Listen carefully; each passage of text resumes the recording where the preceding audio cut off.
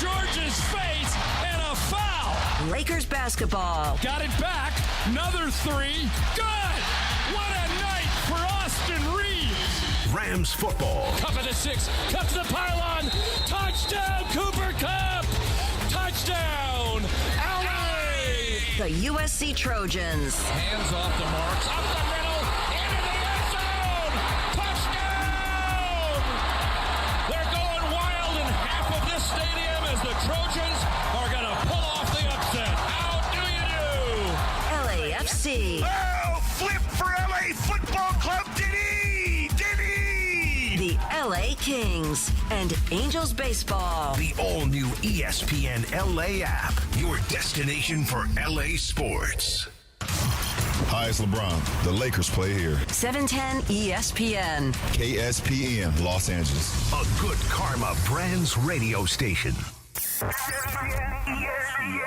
Here we go, Monday, December 9th, 2024. Travis Rogers, DeMarco Farr. The Travis and DeMarco Show is on for your Monday. And yesterday at SoFi Stadium, the Rams' high-powered offense looked like it was 2021 all over again. 2 minutes to go in regulation. Stafford from the shotgun, looking left, throws right. Receiver screen, caught, blocked. Touchdown, Puka Nacua. Touchdown, LA.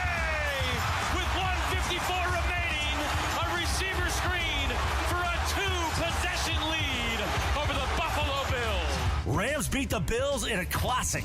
Get ready for Thursday night against the Niners. Travis and DeMarco will react. Plus, Juan Soto has picked his team, and Blake Trinan is back as a Dodger. Welcome back, champ. Welcome back. We'll get to all of that. Plus, whatever happened on the weekend, and so much more. Let's do it. The Travis and DeMarco Show, a Michelob Ultra Reaction Monday. Oh, and the Lakers won right now. Yeah, they did. Wow. It's a good day yesterday, How does he keep DeMarco. it straight? Yeah. Good day. The high-powered Rams offense is High-powered, back, baby. How does he keep it straight? That's what I want to know about Who Chris. says he's keeping it straight? Unbelievable. You're giving him way more credit than he deserves. Big time, fun game. Tell me that game wasn't fun. It was the best Rams game I've seen in a couple of years. Since the one in the Coliseum, the Chiefs game. It was. Emily said that yesterday. It was a lot like that game. What was that? 54-51. This one was 44-42. Back and forth. It felt like whoever gets it last. Both quarterbacks doing crazy stuff. It was. It was awesome. You said to me last week, when you were watching the film, I'm like, "Hey, what has to go right?" You said everything. Everything. Well, everything went right. Yeah. Matthew Stafford was awesome. Puka was awesome. Kupp was awesome. Kyron Williams was really good. Defense. Yeah, we'll talk about that later. But on offense, what do you want them to do? It had nothing to do with that. Josh Allen was absolutely amazing. But DeMarco, for the first time all season, they're in control of their own destiny. They don't need help from anybody anymore. They just got to go win. First time above 500. And the funny thing is, Travis, in that locker room, you would have never known they beat the Buffalo Bills. Really? Yeah, it's weird. It's like they expected to win the football game. I know that sounds funny because of Buffalo and all the hype we gave them and Josh Allen, it's all deserved. But in that locker room, completely silent after the game. It's amazing. Now, you got Thursday coming up. Completely silent after beating the Buffalo Bills. Everybody's happy. Break it down. Now get ready for Thursday. Is it because of the short week? Is that why? I think so, or they expected to win that football game. At least that's what they were coaching like. That's what it sounded like. They knew if they do X, Y, and Z, they'll have a chance to beat Buffalo. That felt like a game that we haven't seen in a while. We saw some creativity, some innovation. We saw some 4 wide receiver sets. They seemed far more aggressive than we've seen in previous seasons where they're just kind of, or previous games, I should say, where they're just kind of going along. And what they did for the first time all year long, Matthew Stafford had time. And they did it with 5 guys for the most part. They didn't have that tight end on the floor or on the field for the entire time. They did it with 5 guys. Stafford plus McVay plus time, you're going to score a bunch of points. Yeah, and Stafford was better. We called him out a lot during the week, during the pregame shows, that he has to be a whole lot better. He has to raise that completion percentage and just keep yourself viable in the pocket. Buffalo's got some pass rushers, and it was loud in there. Let's just, call it spade a spade. It was loud in there. Yeah. So you had to be special. You had to get away from that pass rush. You had to be accurate, and he was all those things when they needed it most. And they ran the ball effectively when they needed to. Good and enough. Had to. Yeah, that end around, that Puka Nacua end around, they had no answer until like the middle of the fourth quarter. You know what I loved? I loved when this was in the first half when they were going to run it to the right, and McVay called a timeout right before they snapped the ball, and you could tell it was going to go for a touchdown. They call timeout, they run the exact same play, they just run it to the left, and he walks right in. And you can tell that McVay was in one of those moments where everything he was dialing up, he felt like he had a really good chance to have success, and Stafford and the entire offensive team just delivered perfectly. That's the first time I think all year he's been ahead of a defense to where he is dictating. So he's hitting you with those end arounds. You have to make the adjustment. By the time you make the adjustment, he's already throwing the counterpunch. The counterpunch is running the football. So that end around pulls the backside defender off the run game, which means you have cutback lanes. So by the time they caught up, we had the lead. The Rams had the lead, and you're playing catch-up. Now, the problem is you got one of the best comeback quarterbacks I've ever seen in my life out there in Josh Allen. That's ridiculous. If there is a NFL version of the Heisman Trophy, give it to him right now. MVP. I've never seen anything like that. Three on the ground, three. It's ridiculous. You know why you've never seen anything like that? Because it had never happened before until yesterday. They won't survive. I know. It never happened. He had the greatest day fantasy football that's ever happened. Yeah. It was 3 touchdowns on the ground, 3 through the air. That had never happened. Oh, by the way, the week before, he did a thing that had never happened where he threw one, caught one, and ran one. Yeah. The dude is – we saw Saquon, 3 weeks ago? Yeah. And Saquon ran for 200 and some odd yards, just ran up and down. Best performance I've seen since Emmett. It was incredible. And Allen put that to bed. Until this. Yeah, it was a totally different deal. Even when he pulls it down and starts to run, it's not just a quarterback scrambling. This guy's trying to make you miss and picking up yards. This is why I didn't feel so bad about old boy in Jacksonville getting his head knocked off. Oh, well, you're talking about Lawrence. Trevor Lawrence, because of guys like Josh Allen. When he's in the open field, I got to decide what he is, a quarterback or a runner. Kind of happened early in the game, too, with Byron Young, where he tried to buy that extra second, and Young lit him up. What do you want me to do? What am I supposed to do? If I go in there tiptoeing, he's right around the corner. He's back on the field. He's going to complete that pass. You've got to kind of put him in the ground. I bounced off him 2 plays ago, and now he's scrambling to my sideline. What do you want me to do? Not hit him?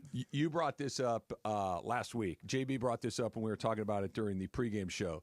That McVay being in the meetings, McVay being in the practice groups, McVay not just being the CEO, but actually kind of hands-on, and you could tell. It looked like a different team offensively. They looked crisper, sharper, faster than I've seen them all season long. Yeah, he asked for a commitment out of his football team, and they all stood up. So he looked them all in the eyes and said, look, you told me. You're committed to this, and I need your best effort.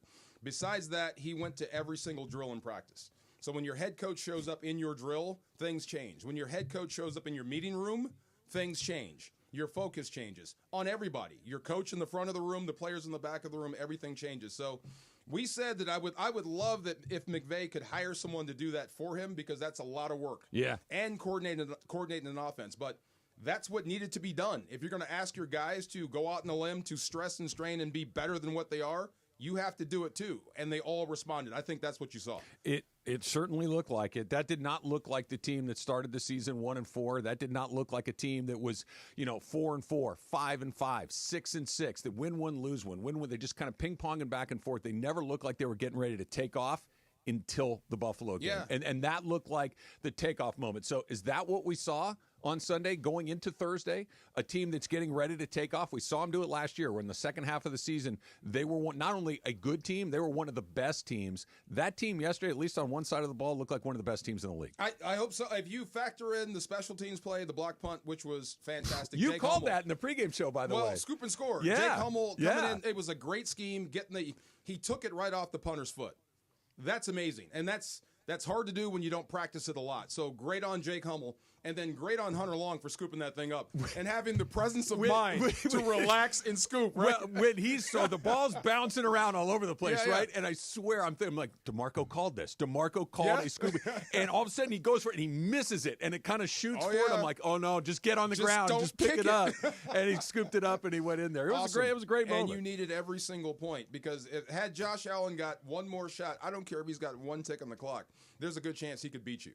Oh. 1 second on the clock. There's a chance that guy can beat you. We got a little lucky with the Sean McDermott sneak on the first play where they had to burn a timeout. It was a good play on defense. It was a very good play on defense. They got him on the ground. No, they absolutely did, but I that think was huge. You have to throw it there. You have to, because what could happen is what did happen, where you did get a stop on the goal line.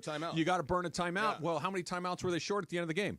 One. Yeah. Right? They were allowed. They couldn't stop it that last time. McVay runs it down to 7 seconds. They kick the ball away, and the time expires with the ball in the air. Yeah, I know. Right? But they were one timeout short, because you're right. If Allen gets that ball back with, let's say, 30 seconds to go, you got problems. You're terrified. And he's right down the field. He scored in like 30 seconds or a minute before, but if I'm McDermott, I think I would trust my horse. I would trust Manowar in that situation to punch it in, but good job by the defense standing up. Look, I know you gave up 42 points, right? Yeah. And we can say the defense had a bad day, but making a stop against the guy that hot, I'll give them credit. They did a good job on him in the first half. Yeah. They really did. The second half, maybe not so much, but I think you're right. I think that's more of a Josh Allen thing than it was that the defense was doing it. You know, they got caught a few times going and let him out that side door that we've talked about time and time again, but it's funny how it works. We've kind of gone full circle where coming into the season, it was, hey, the Rams are going to score a bunch of points. It's just a matter of whether they can stop anybody. And then they didn't score a bunch of points, and the defense kind of had to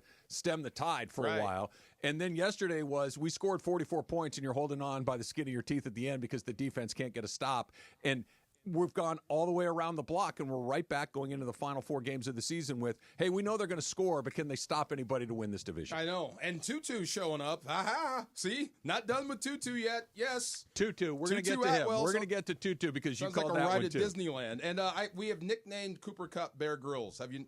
I know the guy that goes through the woods and eats like mice and stuff. Every time he catches passes, it's right in the middle of nowhere, and you never saw it coming.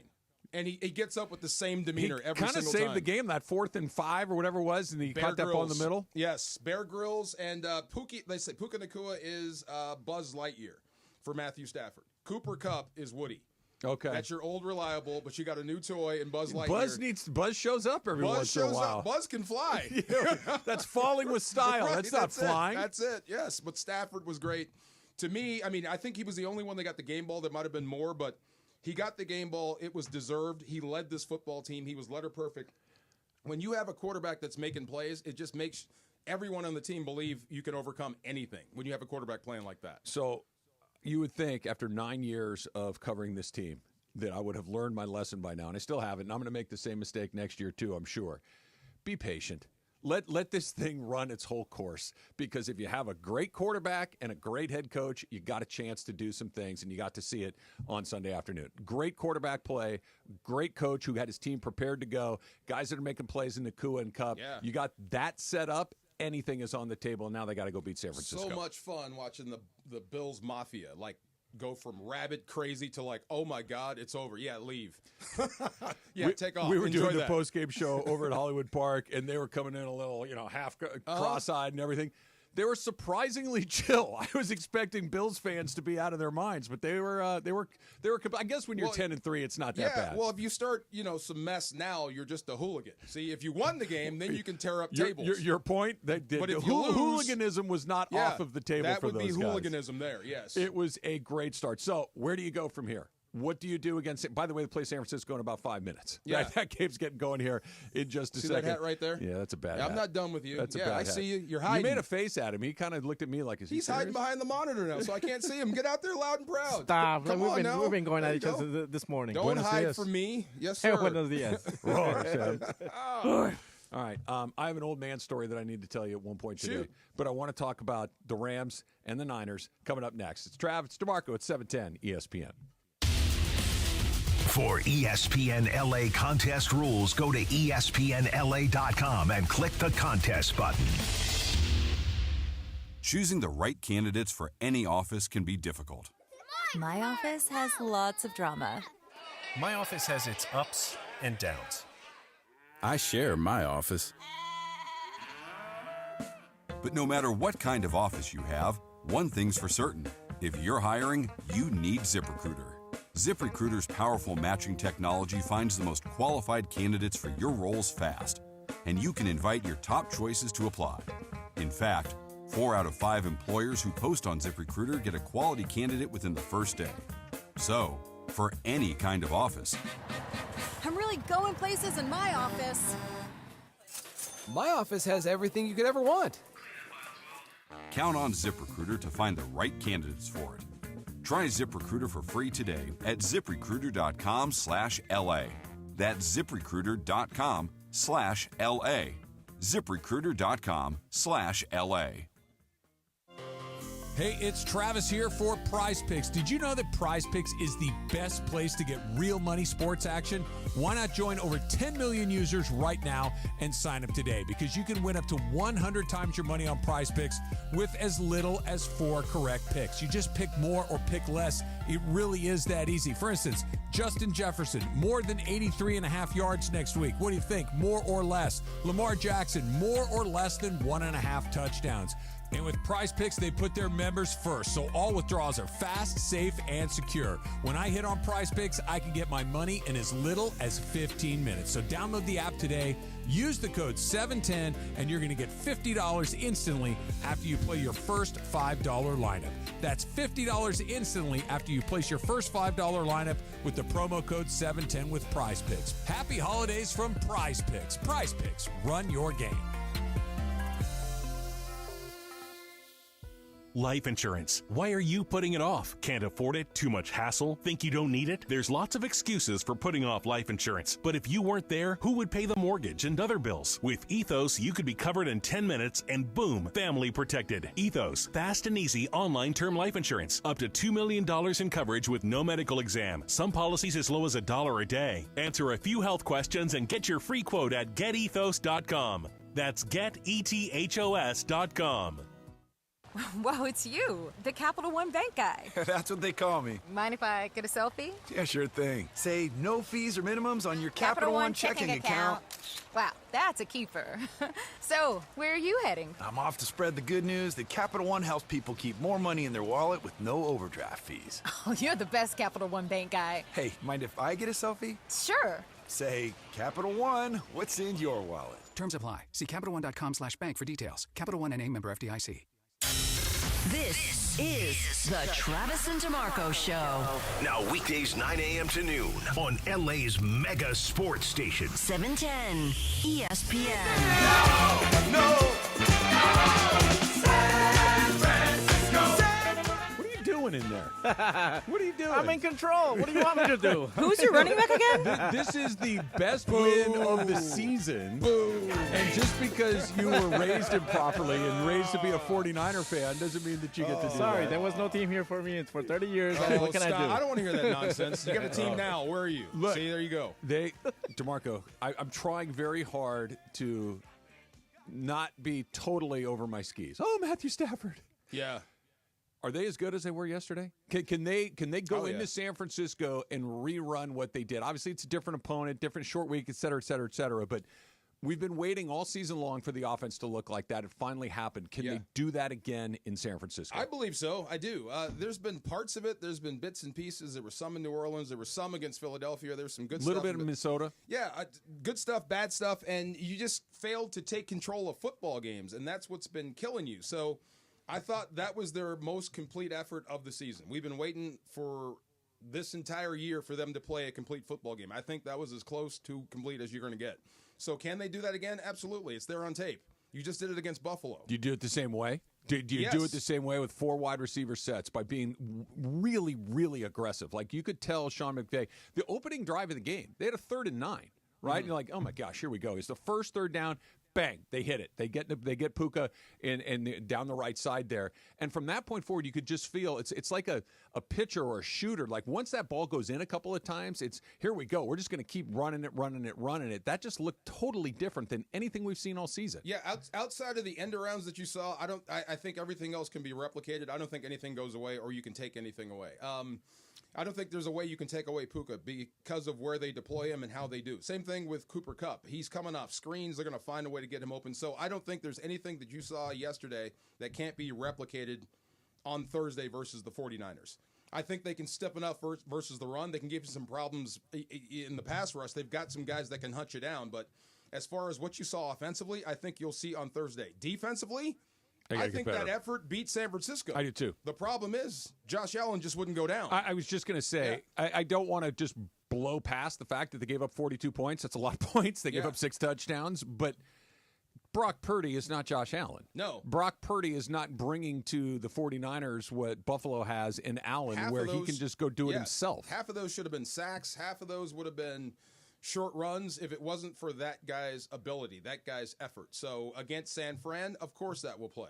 That will chase down Brock Purdy. That will give him issues. He will throw it to you versus throw touchdowns. It kind of gives you a chance, too, to flip the tide on San Francisco for really the first time since they've come back to Los Angeles, 9 years ago, where they haven't had the upper hand except for when they absolutely had to have it in the NFC Championship game, that it's been more of a Niner run than it has an LA run head-to-head. Yeah. But now you got a chance to sweep the season series. You've got them in a position where they're the more vulnerable team. You're the hot. I know they're coming off of just absolutely knocking the doors off of the Bears, but whatever, that's the Bears. This feels like not only can you win the game, not only can you set yourself up to go win the division, but you can set yourself up to kind of tilt that rivalry back to your side. Yeah, I'm just trying to shut up Jorge. That's what I can't wait to do. Good luck with that. I can't wait to shut that window because San Fran's got the problem every other NFL team has, football economics. At some point, you're going to have to pay your quarterback, which means you're going to start losing some of your best players. Some of those players that make you who you are, as in Debo. You may be paying him too much, or a Kittle. They just paid Ayuk, too. I think you'll keep him. But at Kittle? You'll start losing people, and then your window will start to close. I'll be happy if the Rams can shut it closed on Thursday. They have an opportunity to do something that we haven't talked about or we haven't been able to talk about all season long. They don't need any help from anybody. Yeah. They just can go out there. You get San Francisco, you win that game. We'll see what happens with Seattle. You get the Jets, who are, I think just they're kind of in it as far as each game, but they're a terrible team this season. Missed the playoffs the 14th straight 14th season in a row, they're out. And then you get 2 home games against the 2 teams you need to beat. You don't need any love anymore. You just go out there and do it yourself. That hasn't been true since the beginning of the season. No. I asked Kobe Turner about that. Controlling your destiny, it's everything in football. That's everything that you want. Having to depend on someone else to win or lose sucks. Because you have to take care of your business, then you're scoreboard watching. Now it's all up to you. So you can just focus. And maybe that's what it was after that game. It was a total focus on what's next. And that's the thing that we did study, and they do carry over as football players. You always ask, what's the next test? Mm-hmm. Bill Belichick says it best. We're on to San Francisco. On to San Francisco. So you did. You beat Josh Allen. You beat Buffalo. You turned the NFL on its ear. Now it means nothing if you don't beat San Francisco on Thursday. Welcome to the NFL. That's it. Right. You get one chance to do it. Now, all of a sudden, it's a short week, turn around, you got to do it again. And if you stub your toe there, it's now you do need help again. They'll call this a fluke. Yeah. Well, yeah, it's – look, I said it in the pregame show. Not they. Chris will call it a fluke. Well, quite frankly, it could be a fluke. I don't think it is, but I said it during the pregame show. Every team, every season has a game where you go, where the hell's that been all year long? And then you don't see it again. Even the team that went 5-12 with Baker Mayfield at quarterback for the last part of the season, that was a lost season. It was a disaster from the opening night against the Bills, ironically. But Christmas Day against the Denver Broncos, they scored 51 points. Crazy. Every team has one of those days. I don't think that's what that was yesterday. I think that was Puka's finally fully healthy. Cooper Kupp was there. All 5 offensive linemen are where they're supposed to be. They all played well. They're all healthy. And Matthew Stafford finally had enough time to do it. That didn't feel fluky. That felt like all the pieces finally in the right spot. That's what I saw. I saw a good football team. I saw the best of this football team finally come out. Maybe they just need to be challenged. Who knows? I got one for you. You ready? Go ahead. How terrified should I be about the Rams kicking game? Now, a little bit. Regardless of whether it's Cardi, whether it's snap, whether it's hold, the operation, whatever. They missed a PAT at the end of that game that if Josh Allen has that extra timeout, could have been the difference between winning or losing. We saw Cardi kick a short field goal early, fine, whatever. He made his other PATs, but you can tell that Sean McVay is calling games a very specific way because he does not have a ton of faith in his kicking game. No, it's you have to straighten that out. If you have any what designs do you do at this point in the season? Well, you got to keep working on it. I keep saying I don't think it's just one guy. Yeah. I think it's the entire operation. So you just have to keep working on it. Sometimes it's not going to be a finished product until it is. So you can't really replace your long snapper, your holder, or your place kicker. Okay, you have to have them work a little bit tell me better. why you can't replace the holder. I'm not saying that it would be easy and not anything that you want to do, but I need a guy that's got decent hands that can catch it, spin it, and hold it, right? If there's going to be a competition, it might be for that now. Yeah. If that's the issue. But What I saw with the miss was, I don't think that was a missed kick. I think that was a missed operation as a whole. Okay. That was just a bad hold, a bad kick, a bad everything. Jimmy Garoppolo, a wide receiver, somebody that catches things for a living. It might be Stafford. Look, I'm not marking anything out. Look, I would volunteer. Have Kobe Turner go back and do it if he's got good hands. I'm just saying volunteer. have somebody do it because that look, we all know these games, you get late in the season, it comes down to a possession or two, it comes down to a kick or two, and playoff games. Go back to the playoff game last year against Detroit. The last series for the Rams, I think the decision to go for it, the decision to punt the ball away, had a large part to do because they had no confidence in their kicker. None. And you're going to need him. You may need him on Thursday. So you have to straighten that out. Now, if you're not practicing today, I would hope those three guys are.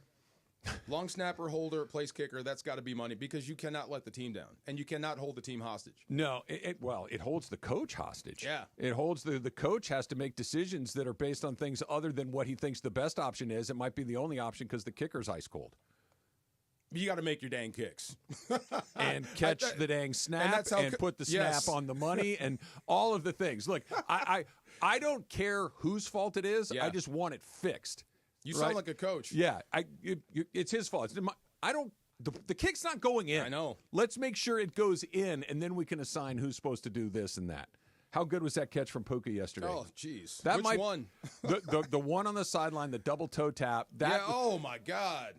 That was that. What did Maurice Jones-Drew say about that catch? It was like Michael Jackson-esque. It was with the toe tap. I was like, if you're going to say Michael Jackson, give me the hee-hee. So give me that if you're going to say that. It happened on the far side from where we sit in the press box. So watching it in real time, it's on, and like, there's no way he was in. And then you see the two officials running at each other, and they're both, doing this thing. And I'm like, no way, we're going to go. And you saw the replay, and not only was it in, it was comfortably in. It was just, it was that good. He's their number one guy, I was asked, do you think they're the best duo in the league? I think they're up there. Chase and Higgins are really good. Really good. Addison and Jefferson. Addison and Jefferson. Jefferson and anybody is going to be. Oh, Philly has. Geez. When he's healthy. When Devontae Smith and A.J. Brown. If they're in the conversation, so be it. Is there a leader between the two of them? Is there a 1 and a 2? Or is it a 1 and a 1A? I don't think there's a 1 or a 2. Is it Woody the number 1? I think it just depends on which way the defense rolls. If you're doubling here, if you're bracketing there, and you're single there, that's where he's going with the ball. That's what I think it is. It just depends on what you give them is where Stafford's going to go with the rock. Okay, because he hasn't really forced it to Puka yet. No, he didn't force it to either one of those guys yesterday. Yeah. But you kind of look at what he did. Puka had 12 catches. Kupp had 5. Yeah. That's a 2-1 to Puka.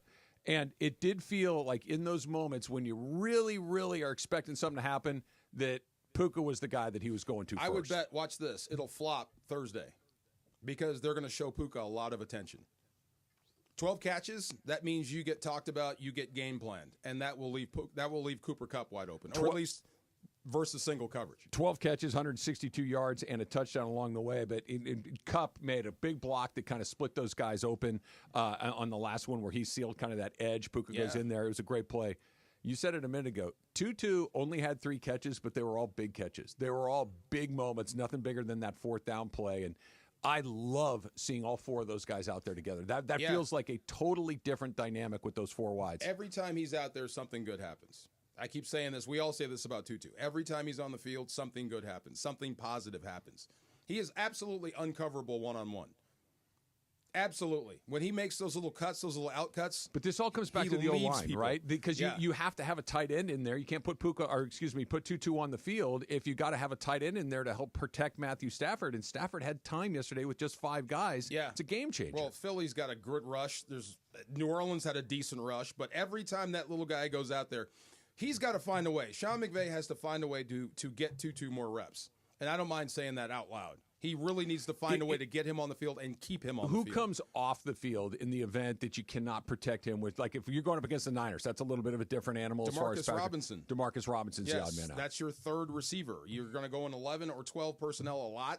So you're not taking Puka off the field. You're not taking Cooper off the field. So when you go 3 wides, you got a choice, DeMarcus or Tutu. Find a way to keep Tutu on the field. Not a sentence I thought I was going to say. More Tutu Atwell late in the season if they want to do it, but I think you're exactly right. I think they got to find a way to do it. Not the only great game of the weekend. A lot of great college football as well. The field of 12 is set. We'll get into that next. It's Travis DeMarco, 710 ESPN.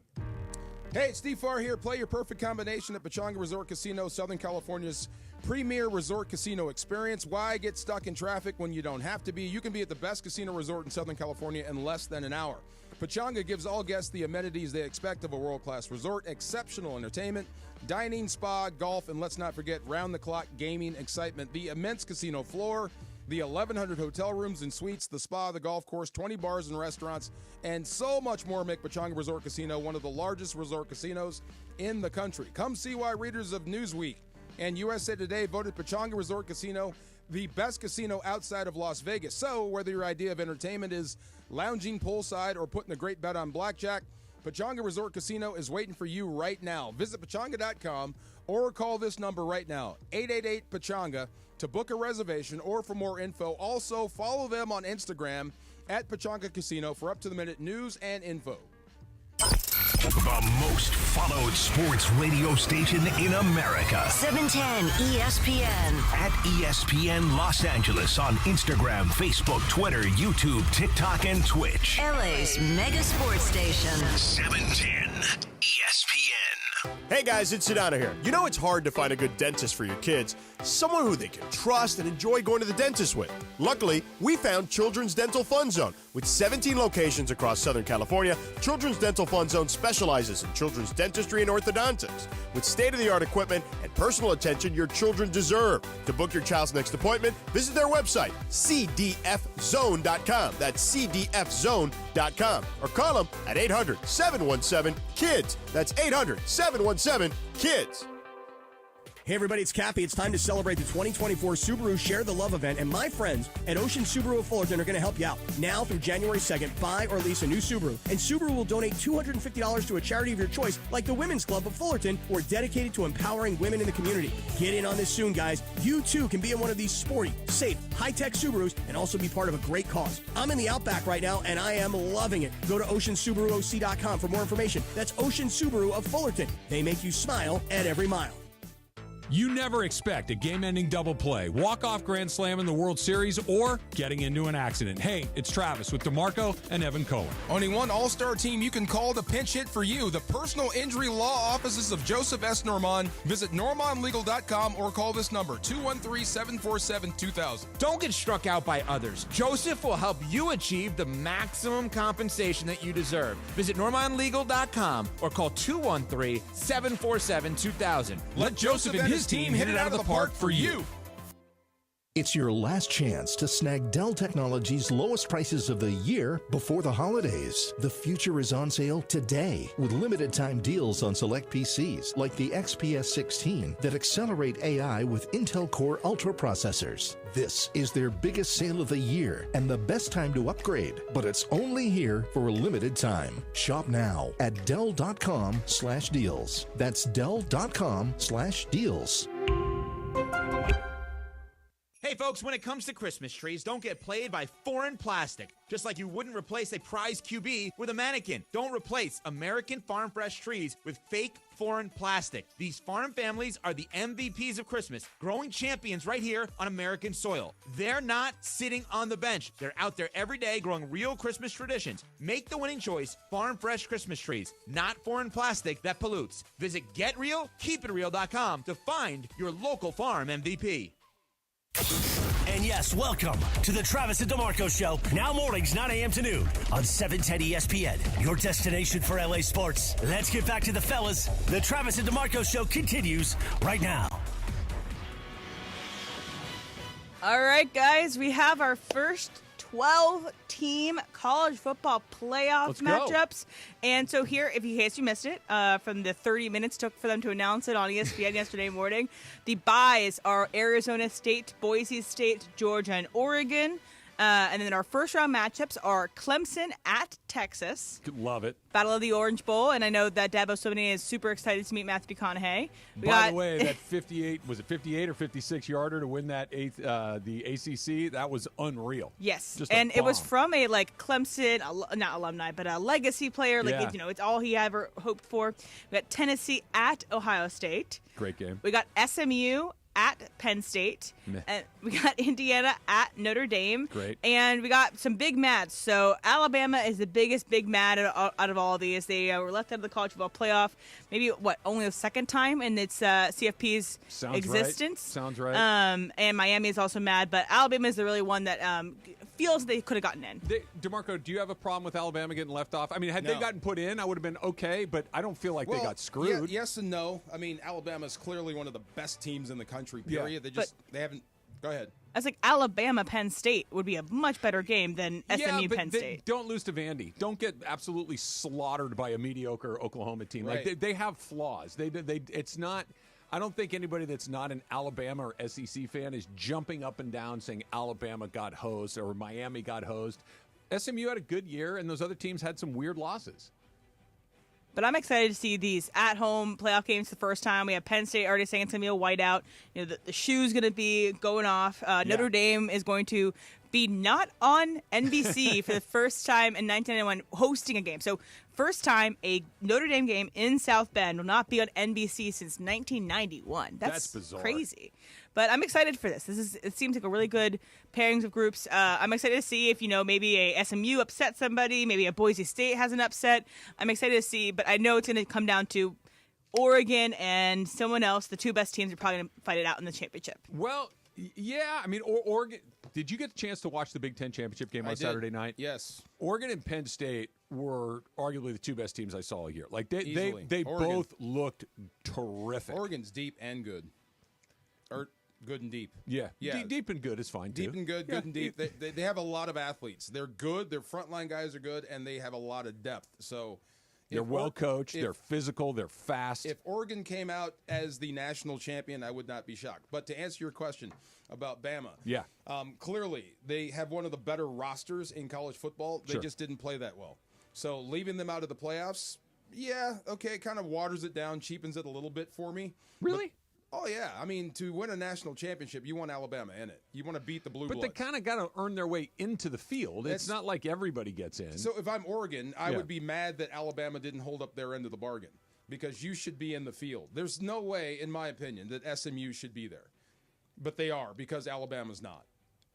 SMU had a pretty good resume and got beat by a bomb kick in their conference championship game. They did not backdoor this thing. Do they you had think a good SMU season. has a shot to win the national championship? No, but that's what I'm saying. I don't. But if you put Alabama in the field, do you think they have a shot? Yes, a better chance than SMU does, but I don't think so. They're flawed. I don't think that they're playing the way that you would expect an Alabama team to play. No, yes. that's what I said. They're not playing that well. But like I said, if you put Bama in and they start clicking against anybody in the field, I wouldn't be surprised if Bama won out. If SMU wins out, I'd be completely shocked. By the way, who had ASU and Boise State with first round? But when they announced, okay, here's the 12-team playoff. This is how the format's going to work, and you're looking at it, you're thinking, okay, that Oregon has a bye, not a surprise. That Georgia has a bye, not a surprise. And if you would have gone to the next one, whether it was like Clemson or Florida State, okay, that makes perfect sense. ASU and Boise State are the two other teams. ASU? You know who I feel bad for with ASU?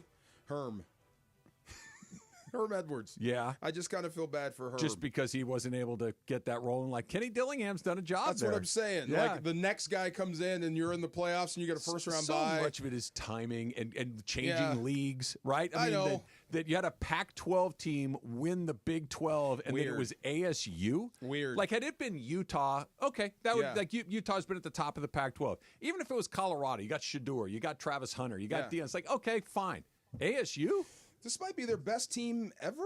I'm trying to think. ASU football going all the way back. They were always a team that could be spoiler. They were okay. They were very rarely a made heavyweight. Some bowl games. That Jake Plummer team was a Rose Bowl team. That was a good team. This dude, when he walked on the field, when I was a senior, he was a true freshman. I thought someone had let their kid on the field. Plummer? I kid you not. The uniform didn't even fit He was skinny. Skinny kid. Yeah, he was good super Lord, skinny. but he was a baller, though. But, yeah, I mean, this might be ASU's best and only chance to get in the big conversation as a football school.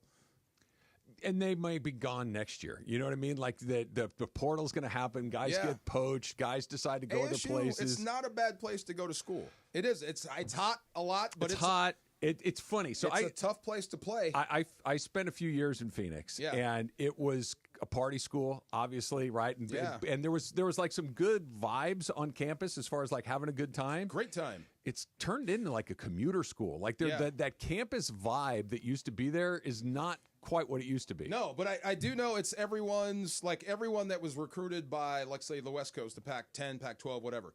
ASU was always the third choice. Behind? Like any other school. You're talking about when you rank each individual player? They're on the list of every recruit, of every 4 or 5 star, 3-star guy. It's always the third or fourth choice. But maybe, like you said. Good place to take a trip. You're in the playoffs, great recruiting. If you could do something with it, who knows? You may be in the conversation.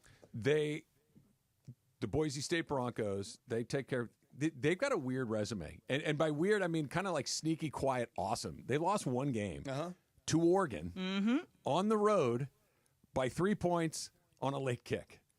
That's their only loss. Now, I get it. They didn't go through the SEC. They didn't go through the Big Ten, but they took care of their business everywhere else. Yeah. One loss to Oregon in Eugene by 3? They remind me of Gonzaga. Yeah. They don't play – they don't face stiff competition week in and week out, and they play 1 or 2 teams a year, and they either lose close or they win.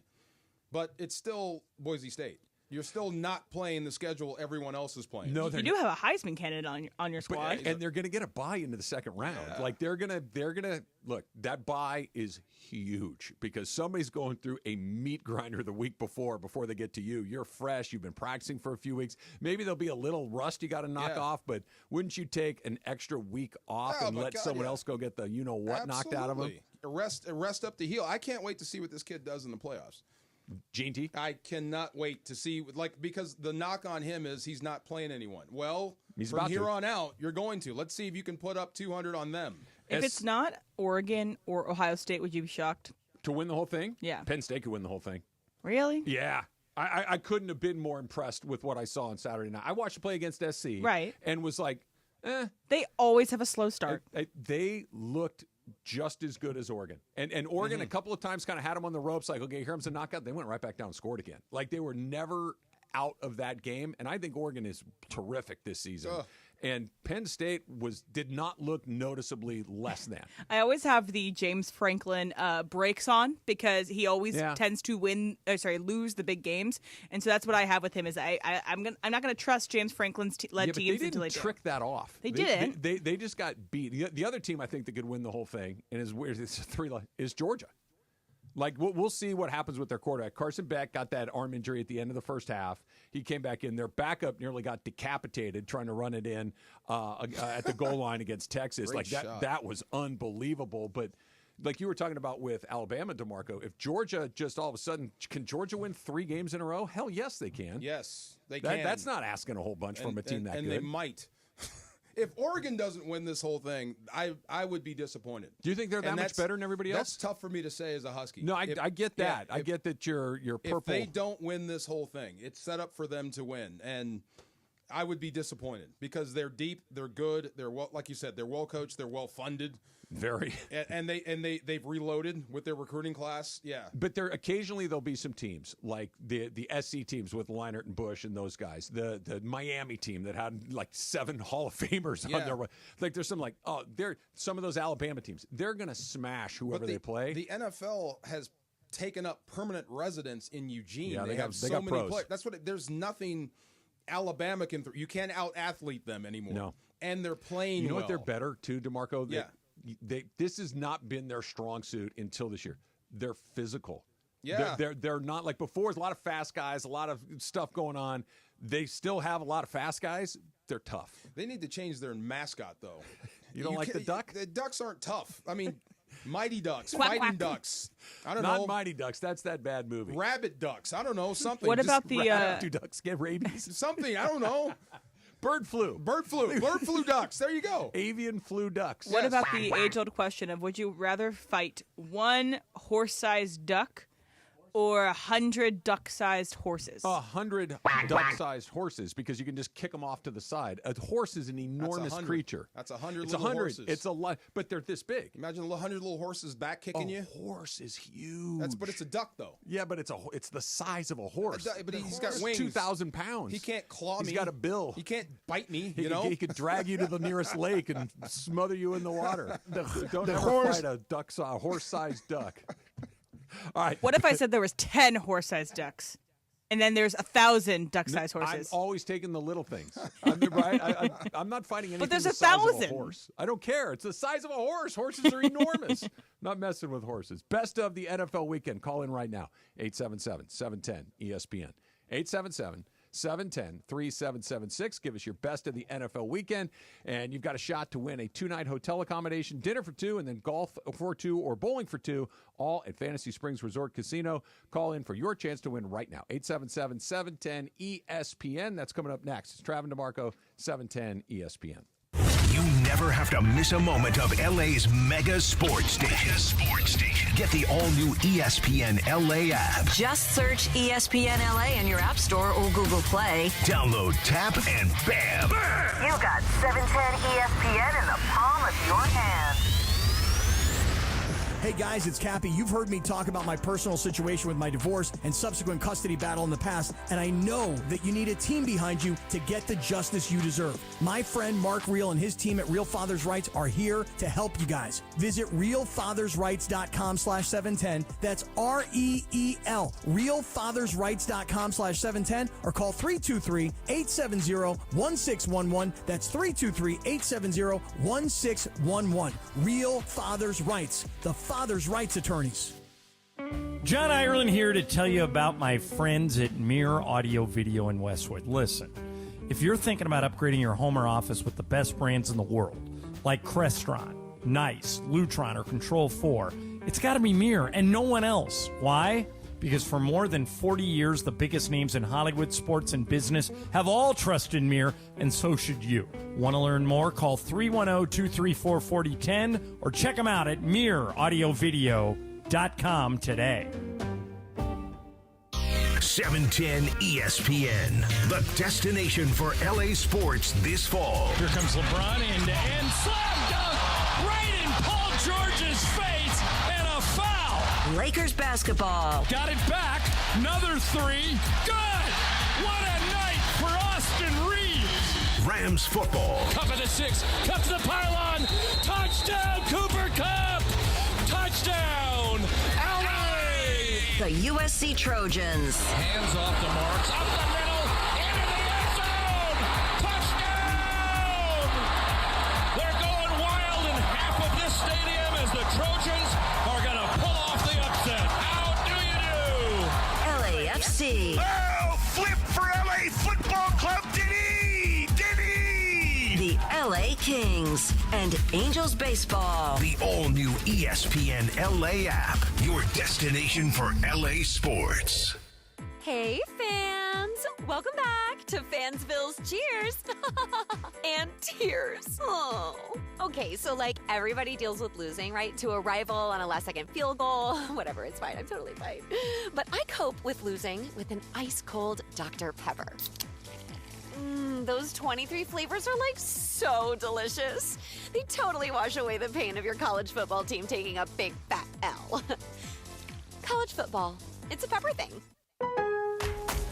Pro Paint Days are back at Lowe's, and that means limited time savings on the paint pros need. Right now, save $15 on 5-gallon pails of HGTV Home by Sherwin-Williams All-Purpose Power Primer. Plus, get it delivered to your job site with free same-day delivery when you order by 2 p.m. Visit us in-store or online today, because Lowe's knows paint. Lowe's knows pros. Valid through 12/20. Delivery by 8 p.m. Subject to driver availability. Additional terms apply. See Lowe's.com/same-day delivery for details.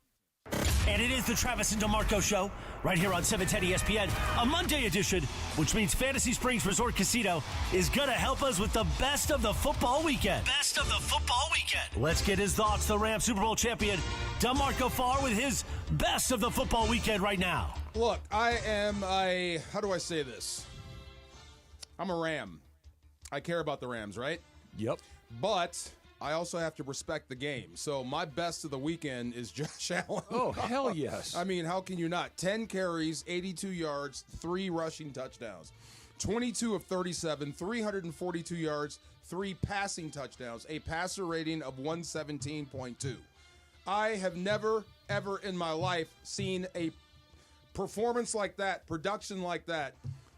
Give him the MVP now. Let's stop wasting time. He is that guy. That's the best of the weekend for me. Well, you've heard me say this before. Anytime you get the sentence, the first time in league history that blank happened, you have my full attention. Yes. He's done it 2 weeks in a row. He's done it 2 weeks in a row where it's the first time that anything has happened. Last week was the catch, throw, and run. This was 3 passing, 3 rushing. He was absolutely extraordinary. When he pulls it and runs, he's a great runner. It looks like rugby. Yeah. It really does. It looks like rugby when and he's running. got moves, even at that size. And he's got touch throwing the ball right after. So you don't see that combo in quarterbacks that often, if ever. No, he was amazing. My best of the NFL weekend, not as good as what Josh Allen did, but pretty darn impressive nonetheless. I'm going to take Sam Darnold. Yeah. Sam Darnold threw 5 touchdown passes yesterday against no interceptions, 347 yards, 157.9 rating. He was awesome. And this is not just I want to take a victory lap, but I want to take a victory lap. I've been saying since Sam Darnold came out of SC, we had no idea whether he was good or not. Yeah. None. The Jets are so embarrassingly awful that just because Sam Darnold failed with the Jets doesn't mean Sam Darnold's a failure. It means the Jets are a failure. It's kind of the same story in Carolina. Carolina was in total disarray when he was there, so it's hard to evaluate what he had there. He goes to San Francisco. He's backing up, so he doesn't really get to play very much. He finally goes to a place that has some really significant weapons, Jefferson, Addison, and some others. He's got a good head coach in Kevin O'Connell. He's getting an opportunity that he got, just through good fortune because J.J. McCarthy goes down. They're 11-2. That is you can't fluke your way to 11-2. You can fluke your way into a playoff here once in a while, but you can't fluke your way to this. So I thought Sam Darnold was great this weekend. He was. We were trying to figure out where he's going to be next year. Do you keep him if you're Minnesota and trade McCarthy? Does he go into free agent? I mean, he is a free agent, but where do you go? I wouldn't trade McCarthy. You just drafted him. Yeah. But you may have found I might go Atlanta. Atlanta can't do it again, right? I would go Atlanta and pay him and keep the rookie. Yeah. I thought you meant like Atlanta get a third guy. No. Okay, yeah, that makes a lot more sense. Let's go to Thomas in L.A. Thomas, what was your best of the NFL weekend? For me, the best of the NFL weekend was the doink kick win by the Chiefs at the end of the Chargers game. Go ahead and figure out another way that they're going to win a close, weird, tight game, but they just keep coming out on the right side of it. Luck favors the well-prepared. Yeah. Give Andy Reid credit. Yes, they're 12-1. I know, but that's funny. I love it. Doink. It was, it's not really even a doink. It's more like a bong. It's like it's got that hollow metal sound, like a doink. Wait a sounds minute. like doink. That's your best and of the rarely weekend? goes out and in. Like, it really doinks in. That's the best of the weekend for you? A doink? Of everything that happened, a kick that bounces off a goalpost is your best of the week? Makes a cool sound. Well, I have money on the Kansas City. There you go. That's the right answer. I knew it. See? Good job, Thomas. You win a 2-night hotel stay, dinner for 2, and then golf for 2 or bowling for 2, all at Fantasy Springs Resort Casino. Stay on the line, and Emily will take care of you there. The Chiefs are 12-1. Yeah. They have not covered the spread 8 weeks in a row. Who cares, right? They keep winning games. Last night was the first time because the Chargers were down 13-0 at the half. And you're watching that game going, Chargers feel very much like they're in this game. Like Kansas City before was so explosive and so good offensively that it felt like once they got a lead, you were never going to run them down. They don't feel like that anymore. They took the lead, and then they doink one through the uprights. And it never goes off the upright and through. It goes off the upright and out. And except for the Chiefs, it goes through this time. Wow. I mean, that's called the living right bounce. But, if you were Buffalo or anybody else in the AFC, I mean, you're hoping that somebody derails Kansas City before they get into the playoffs. Because by all... Derail how? Just knocks them out. Just beat them? Beat them. Because they're going to the playoffs. Wings Mahomes. Something to take the Kansas City dynasty off the table, because there are some other AFC teams that are just as good or playing maybe better than them right now. Yeah, maybe better. That maybe deserve a chance at the Super Bowl. But That ain't how football works. No, it's not. Yeah. Like, okay, so you answer this question. Do you fall into the category of they're 12-1, they got Patrick Mahomes, the AFC is going to go through Kansas City. Somebody's going to have to go into Arrowhead and beat them, or look, man, I've seen them play 13 games, and that is not the best team in the conference. That Pittsburgh is on their level. Buffalo is on their level. Baltimore, despite all of their playoff foibles that they've had over the last few years, they could serve. We saw them opening night go in there and put up a performance. Or is it still, look, it's the Chiefs, man. I don't care if they win by 1 or they win by 4 touchdowns. They're 12-1. They're the team to beat. Yes. All of it, yes. It's the reason I kept losing money on pay-per-views with Oscar De La Hoya. He looks vulnerable. This is going to be the one. They're going to knock him out. Oh, he won again. Dang, we can't get rid of this guy. Here he goes again. So same with Kansas City. Until you put the dagger in their heart, they're going to be there for you. And they're going to look bad doing it and beat you at the same time. That's the thing. Yeah. They do look bad doing it. They do keep winning. Travis Kelce looks like he turned 140 like instantly. Yeah. He looks slow. He was the one guy that, okay, we need a play. It's going to go to Kelce. He's going to break a tackle. He's going to do one of those Kelce things. Yeah. Right? He's going to do one of those things that is the reason he's going to end up in the Hall of Fame. When was the last time you saw Travis Kelce do something like that over and over again? In a while. Yeah, but that was a year ago, Yeah. right? In a while. He had not at all this season. I'm not saying he doesn't have it in there at some point, because be very, very wary of throwing a bunch of dirt on a great player like Kelce. And that's not, but I'm just saying, they've played 13 games, and I have not seen, there's Travis Kelce. I haven't seen it. Give credit to Andy Reid then, because they don't look the same. They're not playing that well, and Travis Kelce is not Travis Kelce, but for some reason, he keeps these guys motivated, and he keeps these guys prepared and ready to play every single game. And they're ready. They're the best situational masters in the NFL. When it comes time to win the game, they do. So there's a month to go. Yeah. Okay. We saw Buffalo get beat yesterday. We saw Kansas City doink their way to a win. We saw Philadelphia get lucky, quite frankly, to beat Carolina. They dropped a touchdown pass. Carolina had Philly on the ropes. That was interesting at the end. Yeah, super interesting. What? You ready? Go ahead. It's Detroit Lions and everyone else.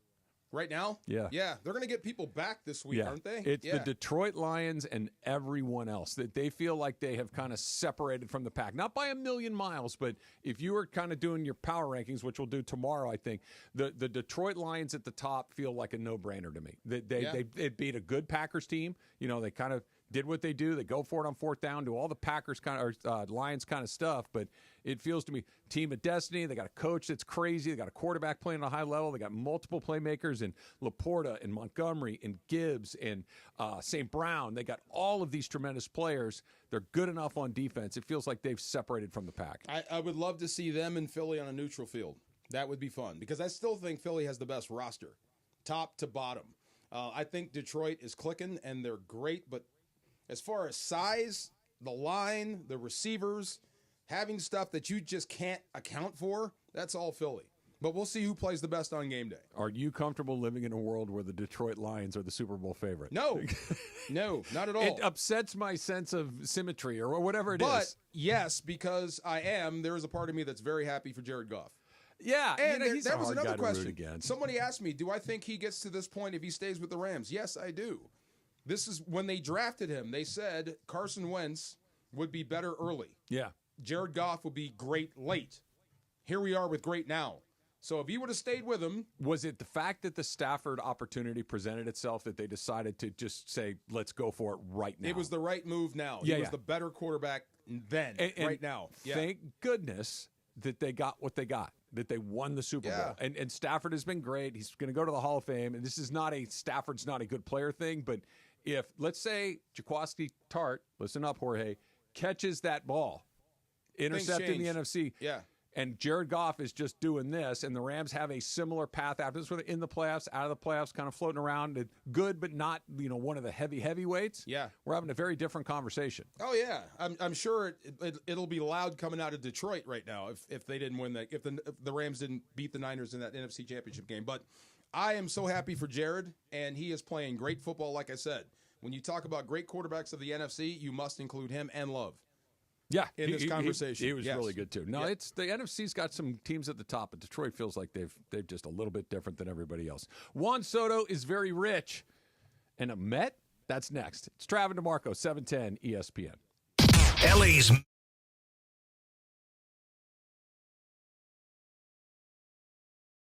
unsportsmanlike, I have teamed up with Travis and DeMarco to tell you about personal injury attorney Joseph S. Normand and his all-star legal team. We've been talking about the law office of Joseph S. Normand for months, and they've helped listeners achieve maximum compensation that they deserve in an accident. Getting into an accident can be scary and frustrating dealing with insurance companies. Let the Normand All-Star team handle it for you. Visit normandlegal.com or 213-747-2000. The law offices of Joseph S. Normand, 213-747-2000. Have you all heard about the P-roll? Nurse Blake, the viral comedy sensation. The P-roll states that you are never allowed to hook up, get married to someone at the hospital whose job starts with the letter P. Police, paramedics, firefighters. Nurse Blake. Yeah, that hit all of us. Saturday, January 11th at Fantasy Springs Resort Casino. Buy tickets now at fantasyspringsresort.com. Gear up and get out to Kelsey's at Pachanga, the top spot in the Temecula Valley to watch all the Monday Night Football action. Dozens of TVs means all your favorite games, plus a M&F food menu fit for the greatest fans. Sliders, loaded tater tots, pulled pork pizza, and a lot more. Plus, you'll find beers on tap and incredible craft cocktails at Kelsey's. Visit Pachanga.com and follow at Pachanga Casino on Instagram for info about special and exclusive NFL team appearances. We'll see you at Kelsey's at Pachanga. Going through a life change, whether you're downsizing, you've inherited a home, or you're just ready for a change, Seller's Advantage is here to make selling your home easy. They'll buy it as is with a competitive cash offer. With Seller's Advantage, you're in control. Close as quickly as you want and do it on your own terms. Check out their reviews online and call for a no-obligation offer at 888-390-AS-IS. That's 888-390-2747 or visit sellersadvantage.com. Don't worry, sell happy with Seller's Advantage. 710 ESPN, your home for the 17-time world champion Lakers. KSPN Los Angeles, a good karma brands radio station. And yes, welcome to the Travis and DeMarco Show, now mornings 9 a.m. to noon on 710 ESPN, your destination for LA sports. Let's get back to the fellas. The Travis and DeMarco Show continues right now. How was your weekend, DeMarco? I know we had a busy day yesterday. How was your basketball game? You had that coming up. I don't want to talk about basketball. You don't want to talk about that? What, Unless it's the Lakers. I don't want to talk about basketball right beating now. the Portland Trailblazers doesn't really move the needle. It's a win. What are you talking about? It's a win. A win is a win is a win. I can care less who it was against. It's a win. Come on. We got to collect W's, man. Have you seen this? I'm trying to tell whether you know that the Trailblazers are trying as hard as they can not to win. I could care less. They were on the schedule. You won. Have you seen the schedule to finish out 2024? I know they don't play for a week. But take every win that you can. It's going to be tough from here on out. Yeah. You're playing like all the best West teams coming up. Yeah, you got to do that. You don't get a whole season's worth of games against Utah. No, that's what I'm saying. You're going to have to take a few. I'm taking the W. I'm taking a victory lap. Yeah. So my weekend was interesting, and I actually had a great weekend. Yeah. There a lot of stuff went really, really great for me this weekend. I had a good time at the Rams game yesterday. We went to our friend's Christmas party on Saturday night, the Wagners. They throw just this incredible party every single year. Did you bring them a case of wine? Brought a little wine, had some good wine along the way, and they're great cooks. They're great. Wonderful party on Saturday night. Awesome. Getting to Saturday night was a bit of a challenge. And I have a story to tell you that you're going to think ends one way, and it's going to end a little bit differently. Okay. Emily, I know you like to give me a hard time for being an old person, and this is going to help your case. So Susan and I get up on Saturday morning, and we decide we're going to go run some errands. We're going to go get a Christmas tree. I had to get some golf clubs re-gripped. She needed to buy some gifts and things like this for the party that night. And so we're like, okay, we get up, we go, and we get coffee. Day starts great, DeMarco. We're in good mood. We find a beautiful Christmas tree. Ran into Dave from San Clemente down at the Lowe's, who listens to our show. What up, Dave? It was great. We had a great time. And so Susan says, I need to swing by the nursery to get some presents. So there's a nursery by our house that has, all the plants and all that kind of stuff. But there's like a gift shop that's attached to this nursery. And it's kind of like a giant tent. So it's kind of outdoors, but it's covered. And the floor is brick. It's bricks. Okay? Susan's looking for her stuff, and I'm just kind of walking around looking at cookbooks and this, and just kind of waiting for her to find what she needs. And I open this book, and I look at it, and I put it back on the shelf, and I start to walk to go look for Susan. I catch my toe on one of the bricks. Okay? Yeah. You know what happens next, right? I think I know, but go ahead. I catch my toe on one of the bricks, and I'm doing that stumble forward thing. And, Did you go down? And I'm thinking, I'm going to save it. I'm going to save it. Like, I feel like and all of a sudden, I realize I'm getting really close to this display of poinsettias. Are you off balance here? Very. Okay. I'm off balance like this, right? And there's a display of poinsettias. Did the ER flash into your mind? And I'm like, I have to put my hand out for this because I don't know what's in there. I need to, DeMarco. Yeah. I go right through the entire stack of poinsettias. Oh, my God. Full face plant in the middle of this place. I take out there's poinsettia shrapnel everywhere in the store. I hit the ground and go, ugh. Safe. And I land kind of on my right hip. I roll over on the hip. On my back. Oh, There's my God. crap everywhere. Yeah. Two old ladies go, oh my God. They see me hit the ground. They both come running over. One of the store employees comes over. Oh my, are you okay? Are you okay? Are you okay? Oh, man. I'm fine, but I'm obviously terribly embarrassed. Yes. Okay. From the other side of the store, I hear Susan go, oh no! Oh my God. She sees me laying down on the ground, and she's coming over. Yeah. I'm finally, and these two older women, kind of my age, are trying to help me up off the ground. I'm like, I got it. I'm fine. Like, now you know how it feels when I get defensive. But no, I wasn't defensive. I'm like, I don't need help getting up. I just give me a little space and let me get myself. You're making it worse. I get up off the ground, and DeMarco, I destroyed all of these plants. There's crap everywhere, and I'm embarrassed, and I'm kind of like, and at this point, I haven't even started to evaluate whether I'm hurt or not. Okay, because I don't know. Adrenaline, right? Yes.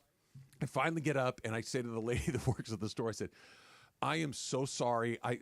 She goes, don't worry about it at all. Just as long as you're okay, we're totally good. I said, yeah, I'm fine. That makes it worse. So I said to Susan, I kind of look at her, I'm like, can we just get out of here, please? And she goes, well, I haven't found what I'm looking for yet. No, we're done. I mean, so we end up shopping for another 10 minutes.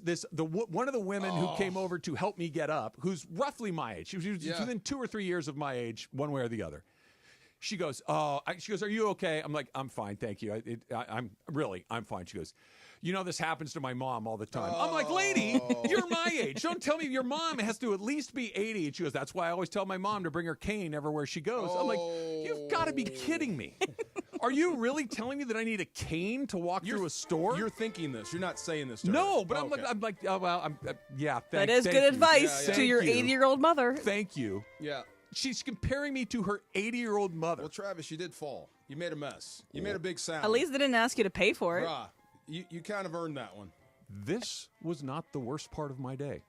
That was not the worst? You made a mess. You fell. Old people are like saying, are you okay? Did they ask you to pay for it? No. Okay. What's worse than this? So. You ripped your pants? Getting closer. Oh, no. What? Oh. We go, we leave, we get back. I recover, whatever. And we run a few more errands, and we go home, and we get back, and I put up the Christmas tree, put the lights on it, and all this stuff. Other than the fact I fell like an old person, I'm back. I'm having a good day. So we're going to that party that I told you about that night, and I wanted to make sure that, I wanted to get my workout in. I hadn't done my walk, so I'm like, I'm going to go for a walk right now.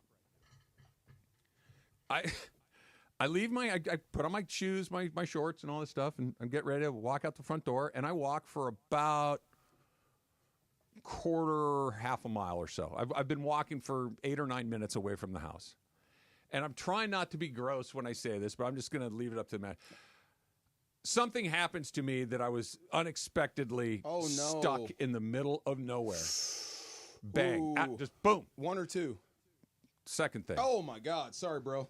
Oh, no. I'm nowhere near anything. You passed the PNR? I'm like, now I got to turn around and walk home. You fell, and oh my God. And so I had to walk back home in a very specific way to prevent myself from having even more problems.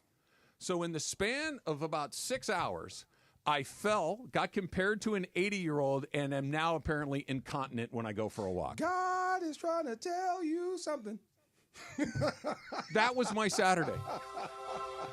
I fell, God. Oh, I wish and I could have am been there. incontinent. I'm glad you're okay, but I wish I could have seen that. How far was the walk? Well, it was a half mile out and then a half mile back, and so a half mile back, duck walking is not great. At some point, do you knock on someone's house? No. I was just like, just get me home, just get me home, just get me home. Now, I did clean up. Nice. And went back out and finished my walk. Good for you. There you go. Rally. Heck yeah. That was my Saturday. Oh my God, poor guy. What store? It's I don't know the name of the nursery. It was a nursery in San Juan. Oh, we can't find the nursery? It's across the street from the San Juan Hills Golf Club. I'm sure they got cameras in the store, right? DeMarco, I was looking everywhere. No cameers? No, there's cameras. Let's call. It's Come on video. I'm getting that video.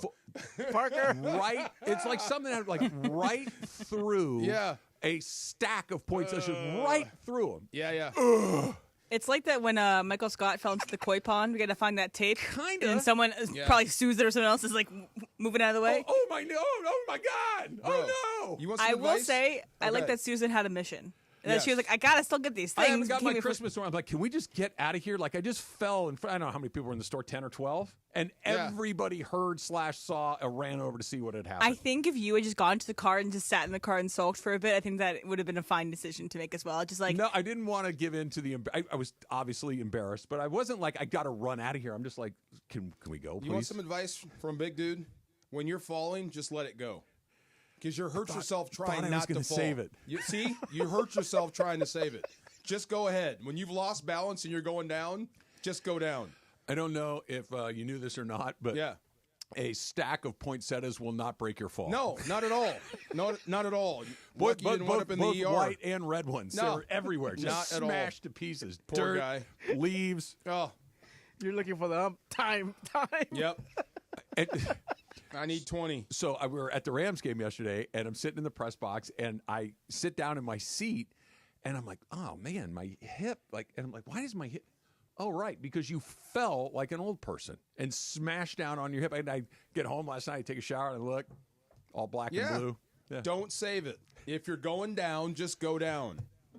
That's how you break stuff. See? That was a warning. How do you have both simultaneously a great day, great party, good friends, people that I really enjoy spending time with, and then simultaneously have that happen to you? It happens. You're getting a message from above. Both things on the same day? You're getting the message. Not great. I hope you're listening. Not great. Juan Soto will be old and decrepit by the time he's done taking the Mets money. He signs a 15-year, $765 million deal. If you're doing the math at home, that's $51 million AAV. Married?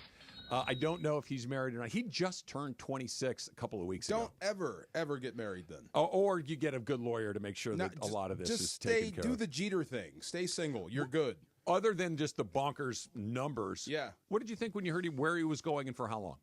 No shock there. I'm surprised the money is what it is now in baseball. I mean, that's ridiculous money. Biggest sports contract ever. How many years again? 15. What did Mahomes get? 10 years, right? Something like that, yeah. That's at 15 and years. Football deals are weird because only the signing bonus is guaranteed. Quarterbacks makes sense. Other positions, no. But 15 years for a guy, that's a long way out. Do you plan anything 15 years into the future? Not really. Outside of your kids? Yeah. Yeah, that's what I'm saying. What's this guy going to be in 5 years? Well, see, that's what's so unique about this guy. In 5 years, he'll only be 31. That's usually when you're hitting your free agency prime. He's going to have 5 years in the bank. The reason I asked it the way that I did. 10 years, what's the money going to be then? Well, when the next Juan Soto shows up. So that's why I don't think as far as the Mets go, this is a bad deal, right? He's not going to be the player he is at 40 that he is in his late 20s and early 30s. But by the time we get to, 15 years from now, that'll be 2039. Yeah, we may be cosmic dust. Yeah. Well, we might be. And by the way, $50 million a year might just be kind of the going rate for an average player. Drop in the bucket. Right? So that may not be that big of a deal. But when I saw it, I'm like, I was surprised that he picked the Mets over the Yankees because the Yankees offer was close. It wasn't quite that, but it was close enough, and the Yankees are more important than the Mets. That was the first thing that went through my head. Can a player ever be bigger than the Yankees? I don't know Juan Soto, but I don't think he'll ever be bigger than Pinstripes. No, I don't know. I agree with that. You can rule the Mets. Yeah. You can be that guy. He could be the best player on the we've seen it. Like Derek Jeter wasn't bigger than the Yankees, but Derek Jeter's a pretty big deal. He was close. Yeah, right. pretty big deal. So I don't know if he could have gotten to that without all the winning, but the thing that struck me the more I thought about it, it doesn't fill me with that, oh my God, I got to deal with that guy for that. Like when Ohtani went to the Dodgers, when the Dodgers signed Blake Snell, and it's like, how's anybody going to beat them? I did not get that, oh my God, the Mets are going to go run away with that division year after year after year. It didn't fill me with that existential dread. Not yet, but maybe closer to postseason baseball and the Mets are still in it. You'll start to think about it. And because of him, you'll start to think about it again. No, he's a terrific player. It's no indictment of how good of a player he is, but it's just the Mets seem to always kind of trick it off. Yeah. And that type of player, while awesome, doesn't feel like it tilts the balance of power to the Mets in any meaningful way. Now it doesn't. Yeah. Yeah, but maybe it does. But that's a lot of cash. Oh my God, that's a lot of money. Oh, Travis, someone just called in and said that he knows where you fell. Oh, yeah? Look, it's Please get it. Yeah. Yeah. I'm not going to reveal it on the air necessarily, but to put your info out there. Yeah. But, well, maybe we'll ask that place to give us the video. It's about 10 o'clock in the morning if you're looking for a timestamp on it. Wow. DeMarco. Yeah. Telling you, just let it go. Take the L. Dodgers signed a couple of players, too. We'll get into that next. It's Travis DeMarco, 710 ESPN.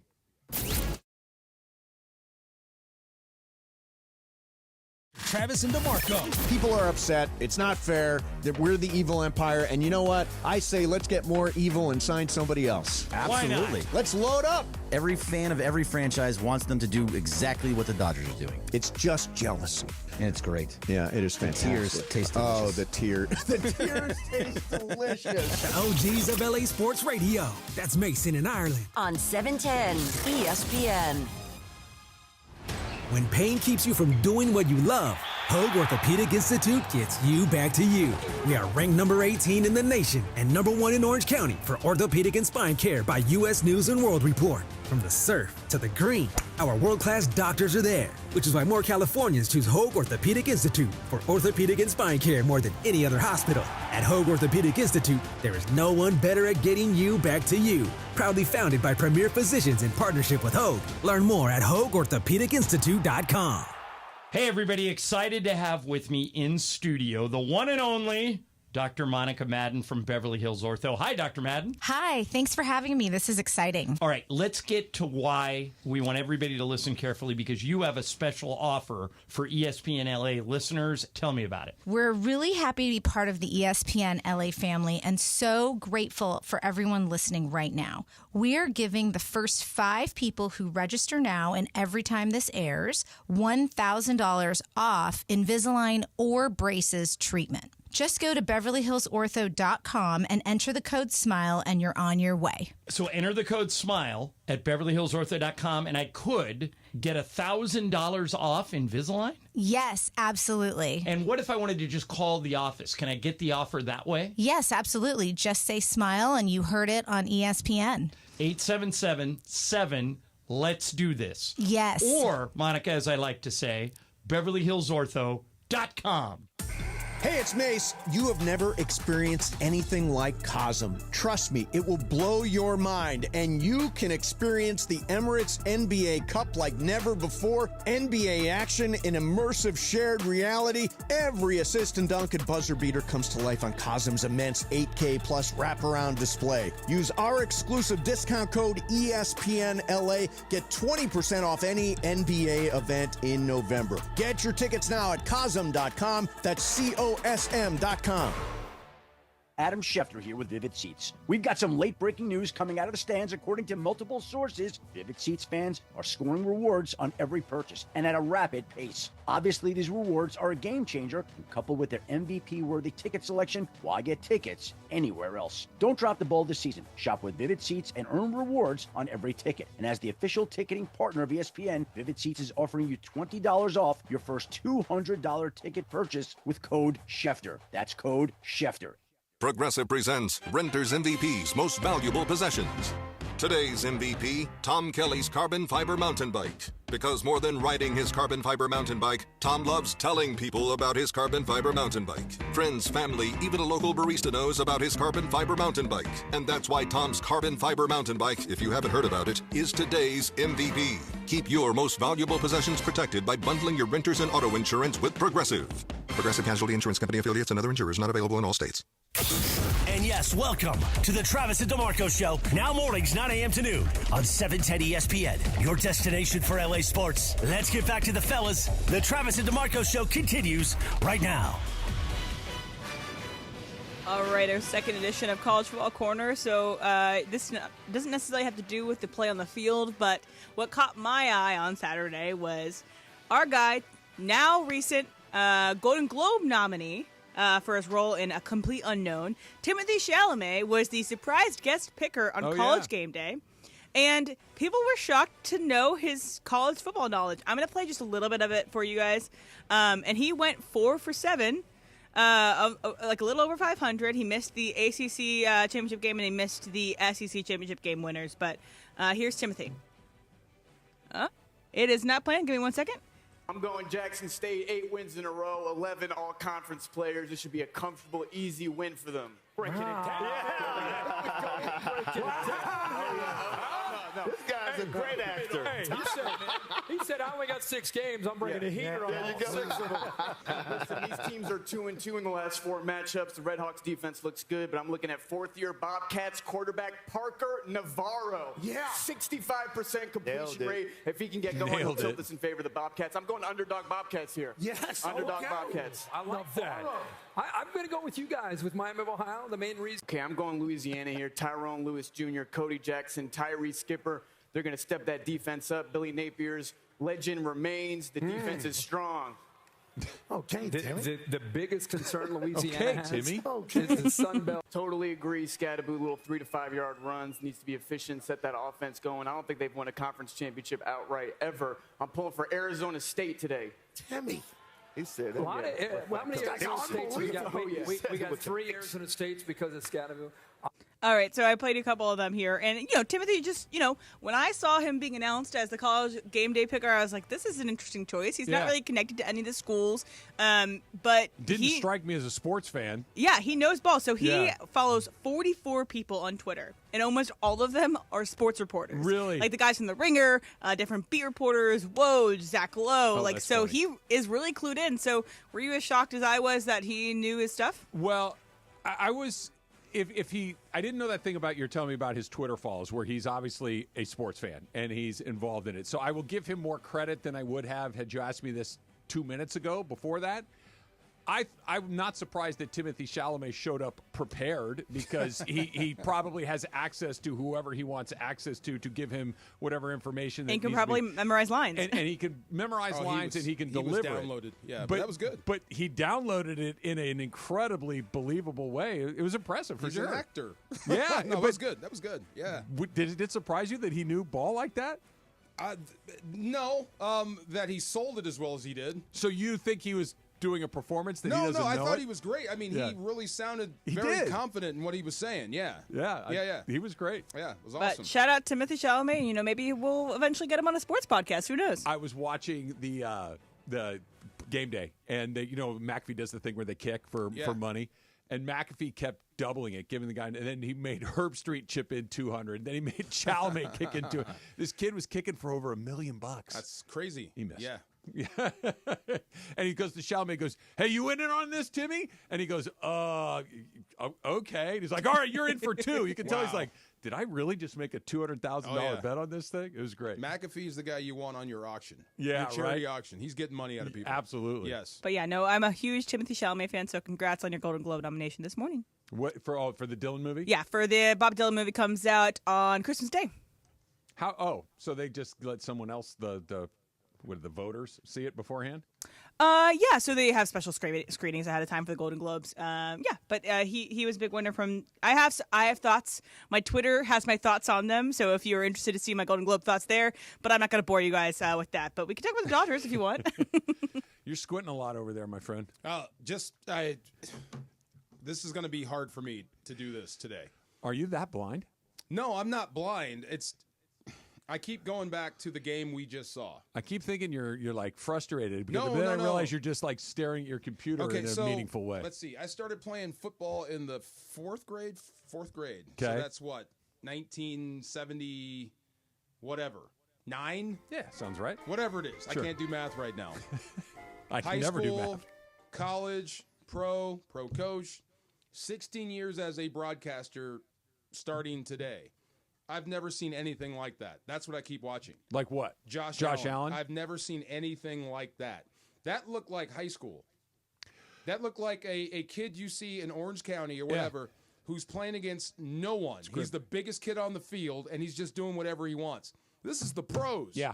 This is not supposed to be this easy for him. So I've seen what you're talking about two other times, once in the pros and once at very high college level, right? The other time I've seen where one guy was just, he's the best player on the field, and it's not close. Coliseum, Lamar Jackson, Monday Night Football against the Rams. And he was doing stuff I'm like, you know why it's more impressive than Lamar? Lamar's not that big. This No, guy's he's not. a monster. No, you're right about that. That's what I'm saying. He's a monster, and he's huge, and he's got wheels. He's got shakes. Not only is he a great quarterback, he's an unbelievable football player. Yeah. That's what's killing me. Yeah. Lamar popped in a way that's like, and then one other time I've seen it where it's just, they have the best player, they're going to win. Yeah. They don't have an answer for him. Was Vince Young in the Rose Bowl against USC? Oh, yeah. Where Vince Young threw for over 200 yards, ran for over 200 yards, scored 4 or 5 touchdowns, and you just knew SC could not stop him. But one of the best college games I ever saw in my life, right? I think there might have been 5 pro guys out there. Yeah, that was the pros yesterday. I totally understand. This is the pay league. The level of competition is entirely different. But even in college football, at those super Texas and SC, like those are super high level teams. Sometimes you'll see like a Genti in a Boise State who is a pro playing against a bunch of non-pros. Vince Young was just toying with people. Yeah. What was the guy that had Barry Sanders in Detroit? Oh, God, I can't remember his name. Could not win with Barry Sanders. Same thing. You're talking about the coach? The coach. If McDermott doesn't Wayne Fonts, and there might have been one other guy. If he doesn't win with him, you stink. And I've never said that before about a coach. If you can't win with that guy, you suck. Okay, but here's the deal. And I'm with you 98% of the way. Or Kansas City's just that good. Yeah. There's the 2%. Or Andy Reid is just that much better than you. But, God. No. Patrick Mahomes might actually be, now in a different way, he might be better than Josh Allen. If I was Josh Allen, I might, like Jeff Galooly, Patrick Mahomes, I would. I mean, like, at some point, you got to consider all of your options. I think my favorite part of the Galooly story was that they caught them in about 5 minutes. That's what I'm saying. Like, after they masterminded their plan and they hit her with the stick, the FBI's like, oh, they did it. Right. Like they just left the drawing in the trash at the pizza place. It was like just the lamest plan I'm a you've ever gold seen. medalist, but I can't get the gold because you're here, so I may have to eliminate you. And they hired like one off person. Like it'd be like if you had Maurice Jones-Drew do it. That would be like, well, this didn't take we didn't have to crack the code. That's not really a conspiracy. You're supposed to go on Craigslist and then you get another guy off Craigslist. But you don't hire your pal to go do it. That's what I'm squinting. So I got stuff in my mind's eye, right? So I want to go back and put that with the video, and it's worse than I thought. Like, geez, did you have a shot at him? Yeah, you did, but it didn't matter. They won the game. That's what's crazy. You know, so 37 pass attempts. 37 pass attempts. You know how many quarterbacks hits they had? They were recorded. I know they didn't have a sack. One quarterback hit and no sacks. Yeah, that's ridiculous. Yesterday's game. So the game had 86 points. Yes. The 86 points, no turnovers. Right. No quarterback sacks. on either side. Incredible. I Incredible mean, game. that does. You figure with that amount of points, quarterbacks are back there chucking it all over the place, and they were. Somebody's going to get home at some point. None on both sides. And give Stafford credit. He was in his bag too. McVay was in his bag. Some of those no-look passes, the way he was just breaking, contain, and throwing the ball at will. Both quarterbacks were fantastic, but just damn, I can't get over watching that. Can the Rams get to that level again? Yes, it's there. It's there on tape. That's the one thing coaches used to do when they would say, we need more out of you. Well, Coach, I can't do it. They will show you tapes of you doing it right 8 or 9 times. This is you doing it right. This is what you said you can't do. So we're going to hold you to that standard. If I'm McVay, I'm holding my team to that standard. Absolutely. This is what we are capable of. We just beat Buffalo. Okay. They beat Buffalo. Yes. They beat Minnesota. They also lost to the Bears. You know, they lost to and Miami's record is probably worse than they are, but there's some games Miami in that. has won 4 games since. Yeah. They got run over by an Arizona team that's really struggling all of a sudden. And they're coming back to earth. Yeah. It's just, who the hell knows? See, I think that Arizona win was more about Kyler Murray not having to face AD again. Yeah, well, I really do. So he's now, not coming back. But now he's coming back to earth. So we'll see. All right, Factor Caps coming up next. It's Travis DeMarco, 710 ESPN. Rotolo Chevrolet. The Rotolo Chevrolet was parked in the nursery parking lot. I did get back in that and slink away after I face planted along the way. But I started thinking about my friends at Rotolo just to make myself feel any better. The great customer service that you're going to get at Rotolo Chevrolet, even after you've had a bad day somewhere else. So if you've been looking at that Silverado, if you've been looking at a Chevy car truck, get yourself into Rotolo Chevrolet and go see for yourself what all that fun is about. They've got incredible selection, incredible pricing, but what they have that no one else has is customer service that's second to none. 13 years in a row, Dealer of the Year. It's because Mike Capozio makes sure that you're the most important person when you come onto the lot, because that is exactly what you are. Right off the 210 freeway, Sierra Avenue exit. If Fontana's a little bit too far for you and you're thinking, I don't know, go online, rotolochevy.com, R-O-T-O-L-O, rotolochevy.com. And whether you go into the store in Fontana, whether you go online, make sure you tell them that Travis sent you. Park, party, and play at Hollywood Park Casino. Listen to Travis and DeMarco to win the ultimate game day prize pack. VIP tailgate passes plus game day tickets. Listen to your cue to call and don't miss your chance to win the ultimate game day experience. Park, party, and play with me at Hollywood Park Casino. Must be 21 and older to enter.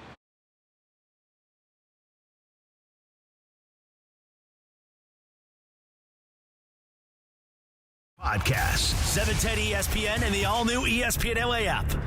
Hey guys, it's Cap, and if you're looking to sell your home, call Seller's Advantage. They'll make you a great cash offer with no need for repairs. They buy it as is. With Seller's Advantage, there are no agents. They can close within days, and they buy with cash. They'll even offer a $10,000 advance to help with moving costs and other expenses. Check out their reviews online and call for a no-obligation offer at 888-390-AS-IS, 888-390-2747, and visit sellersadvantage.com.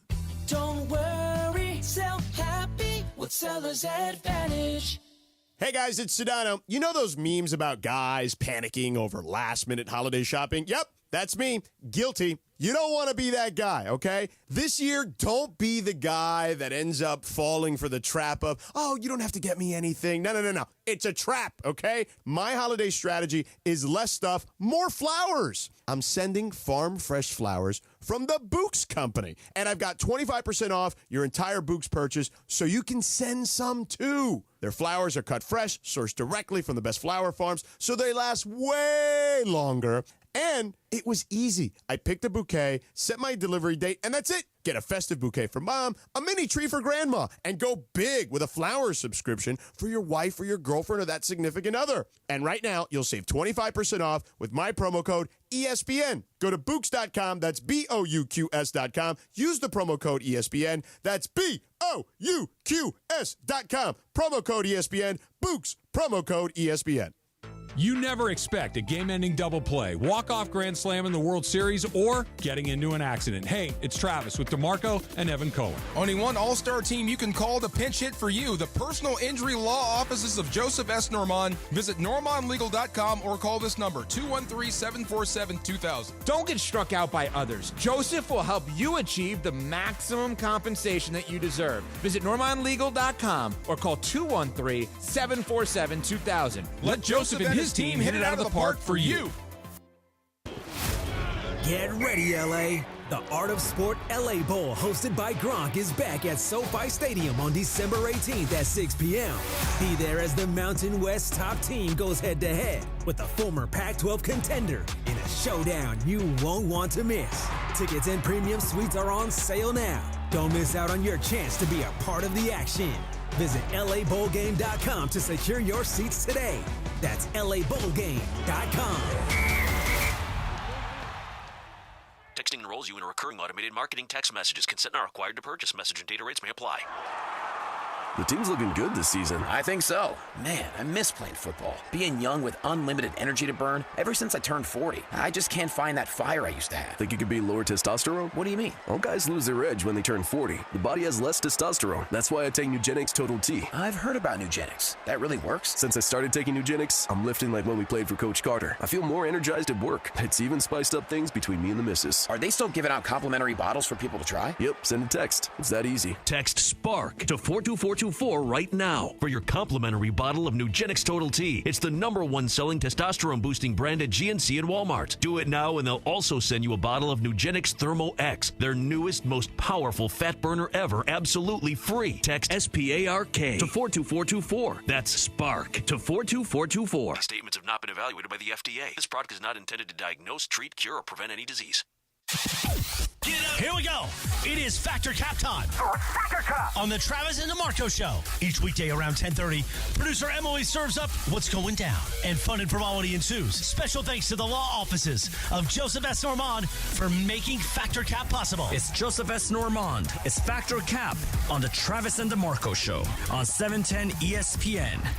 And if you've been hurt in an accident, let me help you. Call my office at 213-747-2000. That's 213-747-2000. Let's do it. Factor Cap right now. Take it away, producer Emily. Welcome to Factor Cap. Thanks, Joe. Aloha. Du hast. What's that language? What language is that? German. Okay. Yeah. Du hast? Du hast. Is that like hi or is like no hast? Hast. Well, yeah. Guten Tag is like good morning, Guten right? Tag, Guten Morgen. That's good morning. Okay. Yeah. What is the one you said? Du hast. What does that mean? It means du hast. Get out. All right. Okay. Shout out. There you go.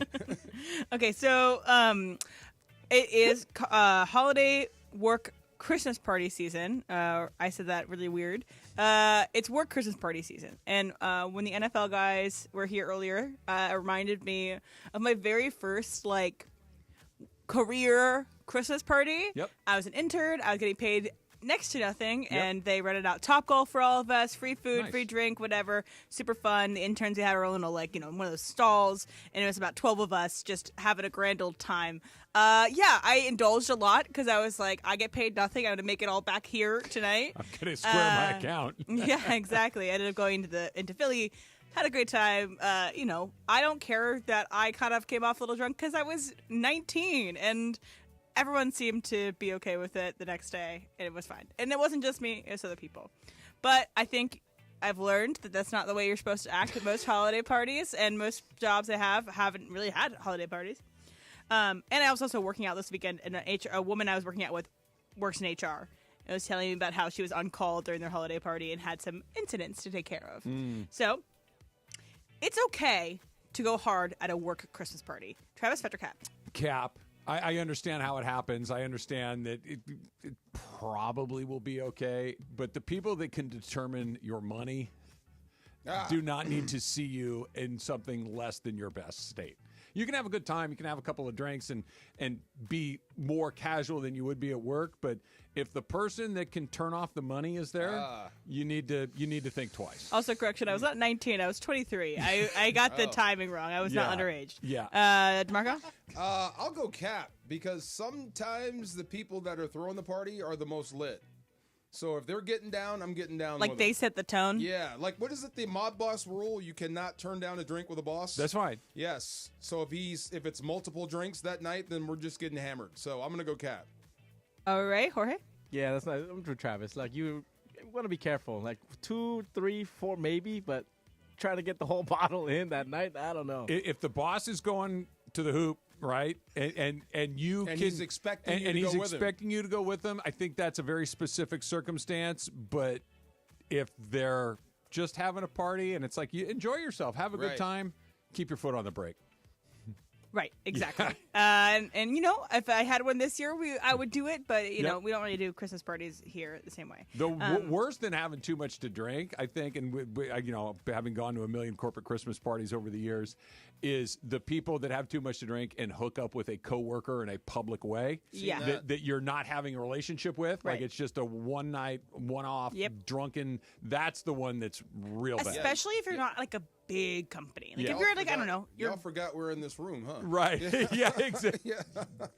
That. Yes. Yeah. I would say, if it's a small company, but if you're at Google and there's 2,000 employees there, it's a different scenario. You can hide a little better.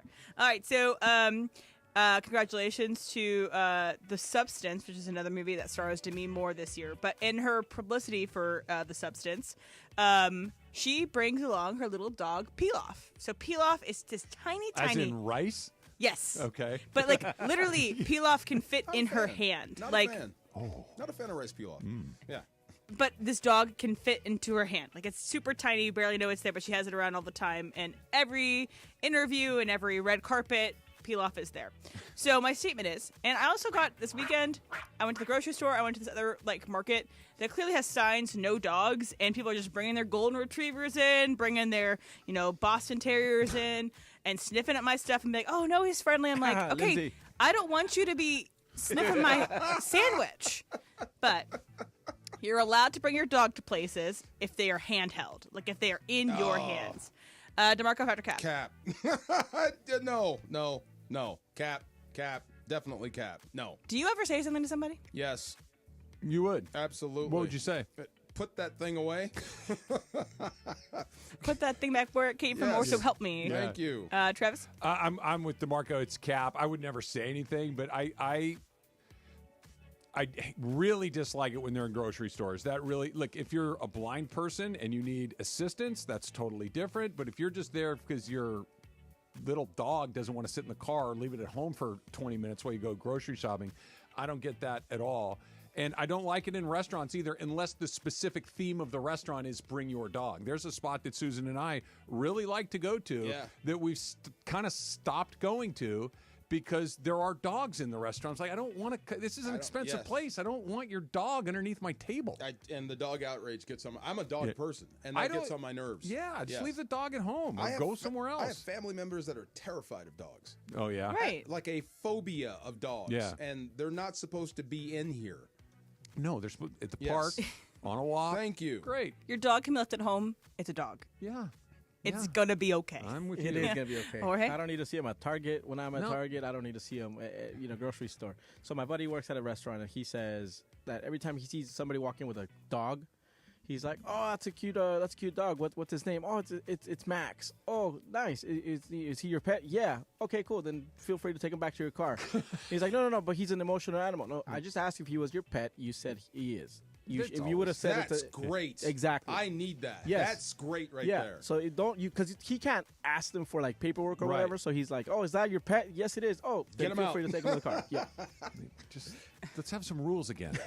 I'm not asking just a couple of basic rules, and I think leave your dog at home. Your dog can go to the pet store. Yes.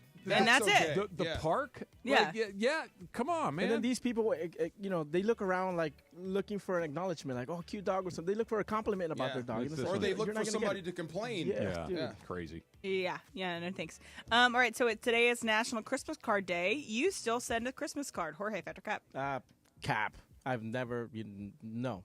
With your cute kids, you should. Yeah. I mean, look, I'm just what Emily said. Susan would be thrilled to get the Briones family Christmas card with your Send two it kids to on it. me and Susan. Yes.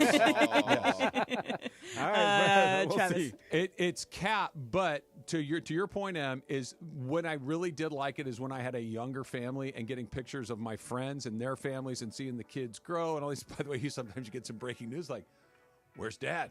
Not in the picture. Oh, guess that one's over. So you would kind of get a little bit. It's there. like pre-Instagram stalking. Yeah, and so we used to always send one, and we used to love getting them back, and we haven't sent one in probably 10 years. And once you kind of rip the Band-Aid off and not sending them, it's pretty easy never to send one ever again. So we haven't sent one in forever. Is that rude if you don't send it back? Well, that was kind of the rule for a long time, right? Like if somebody sends you one, you need to send them one. But it's like a birthday card. Yeah. Out of state. Okay, so in my factor cap here. What's the question again? You still send a Christmas card. Oh, then cap. If you're out of state and I have friends that I haven't seen for a while that this is how we keep in touch, so I get to see your family through those, I'll send those back. But if I live next to you and you send me a Christmas card and you get mad because I didn't send one back, I'm right next door. You know what I look like? My kid was just at your house. You know what Christmas cards are great for? Are the people that you see only through Christmas cards. Yes. Like Susan and I, we went on our honeymoon to Hawaii. So we've been married, it'll be 28 years this upcoming year. We met this older couple that was there celebrating like their 30th anniversary at the time. And at the time, they felt like they were ancient. They were probably in their mid-60s. But we still get a Christmas card from them. Aw. And they're still with us. And every year, it's like, oh, they're still alive. It's like it's because they're probably closing in on their 90s, and we still get it from them. It's super nice. I got to show you this one. Your guy, Jim Tomsula, your old coach. He sends me Christmas cards from everywhere. Oh, that's like nice. he's never home, but they're always unique. I got to show you these. Yeah. My family used to do our JCPenney's Christmas photo Portrait? shoot every year, and you can tell through the years because we have them on display in our house, like 2006, 2007. You can tell who was the crankiest because you can see the eyes are red and like we're just crying and stuff. But like I like seeing myself as like a little 8-year-old, a little 9-year-old. We do. I'm glad we're talking. Hey, Fred Chun, I'm not sending you a card. I Yeah, hope Fred. you're listening. Jeez. My 3 kids still do a Santa picture every year because Yeah. that's what Susan wants for Christmas is a picture of them. And so we have it from their infants up until last year. Yeah. Pretty cool. Yeah. What's next, Em? That's Factor Cap. That's it? Those were fun. Fred. Those went by too He gets quick. the pajamas every year. He does the whole elaborate stuff. I don't care what you do. You want a picture? Come on over. We'll go out in the front yard. We'll take a shot. How about Right here. that? Just sit there with your arms folded Yes. like, what up, Fred? Selfie. You just text him a selfie, Selfie. from your Card. driver's And you seat know of what? your Like car. most of the time, people now will do quote unquote a family pose picture on Instagram, and they'll send that out. Yeah. But no, my friend Jerry, shout out Jerry. He is at ESPN National. He every year does a fundraiser. So you send him $10, and he donates it to different That's nice. stuff. And so this year it's for his late father's foundation that Oh, that's sends great. kids to go to like work in.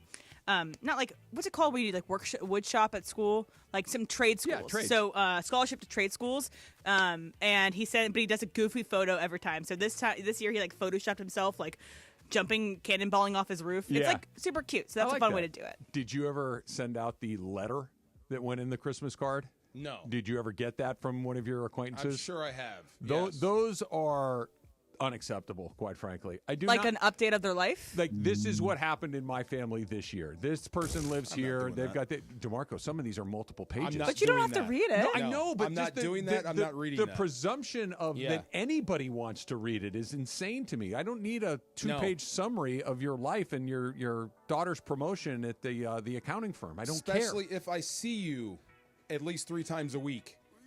Well, any of it. I'm Our good. kids go to school together. Here's the answer, Yes. DeMarco. How you doing today? What's up? Good. How are you? Great. Perfect. We're Merry done. Christmas. Okay, We're but- done. Merry We're done. Christmas. Yep. I'm not defending this because I don't do it or anything, but in lieu of that, it's like, okay, you see an extra person and they're like, oh, Susie got married or Susie has a boyfriend. If I didn't know you got married or a boyfriend, then it's probably not super important to me. That I could skip Right. it. You Yes. could, the next time we run into each other, But you'll at see the in the grocery photo store. that there's an Yeah. extra man or woman. I in do there. like the pictures. Money's I do tight like the and pictures. times are hard. So here's your Christmas card. Factor Caps brought to you by Joseph S. Normand. You got a lot of choices in your legal team, but with Joe, family always comes first. Call 213-747-2000, 213-747-2000. That's 213-747-2000 or visit normandlegal.com. I'm gonna put that in the Christmas card I sent to Emily and Susan. There you go. What is it? Money's tight and times are hard. So here's your Christmas card.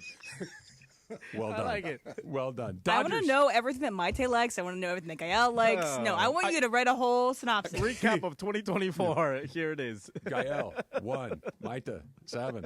Done. Right? We're down the road. Dodgers signed a couple of players. We'll do it next. It's Trav and DeMarco, 710 ESPN.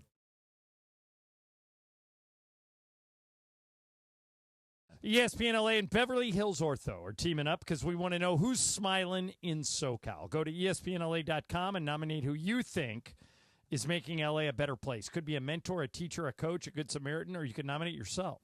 You could win prizes like sweet tickets, Sonic Care electric toothbrushes, whitening treatment, or the grand prize, Invisalign. Enter now at ESPNLA.com, and remember, you're always smiling at Beverly Hills Ortho.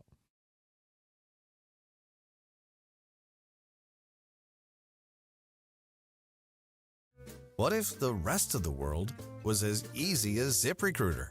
Math problems wouldn't be so problematic. K equals 42. Escape rooms? Elementary. And summiting Everest would be a walk in the park. In the meantime, if you want to make your hiring easier, use ZipRecruiter. And right now, you can try it for free at ZipRecruiter.com/LA. In fact, 4 out of 5 employers who post on ZipRecruiter get a quality candidate within the first day. Simple. So, see what the world is like when ZipRecruiter does the hard work of hiring for you. Just go to ZipRecruiter.com/LA to try ZipRecruiter for free. Once again, that's ZipRecruiter.com/LA. ZipRecruiter.com/LA. 710 ESPN, the destination for LA sports this fall. Here comes LeBron and slam dunk right in Paul George's face and a foul. Lakers basketball. Got it back. Another three. Good. What a night for Austin Reeves. Rams football. Cup of the 6. Cup to the pylon. Touchdown, Cooper Cup. Touchdown, LA. The USC Trojans. Hands off the marks. Up the middle. Into the end zone. Touchdown. They're going wild in half of this stadium as the Trojans are going to pull off the upset. How do you do? LAFC. Oh, flip for LA Football Club. Did he? The LA Kings and Angels baseball. The all-new ESPN LA app, your destination for LA sports.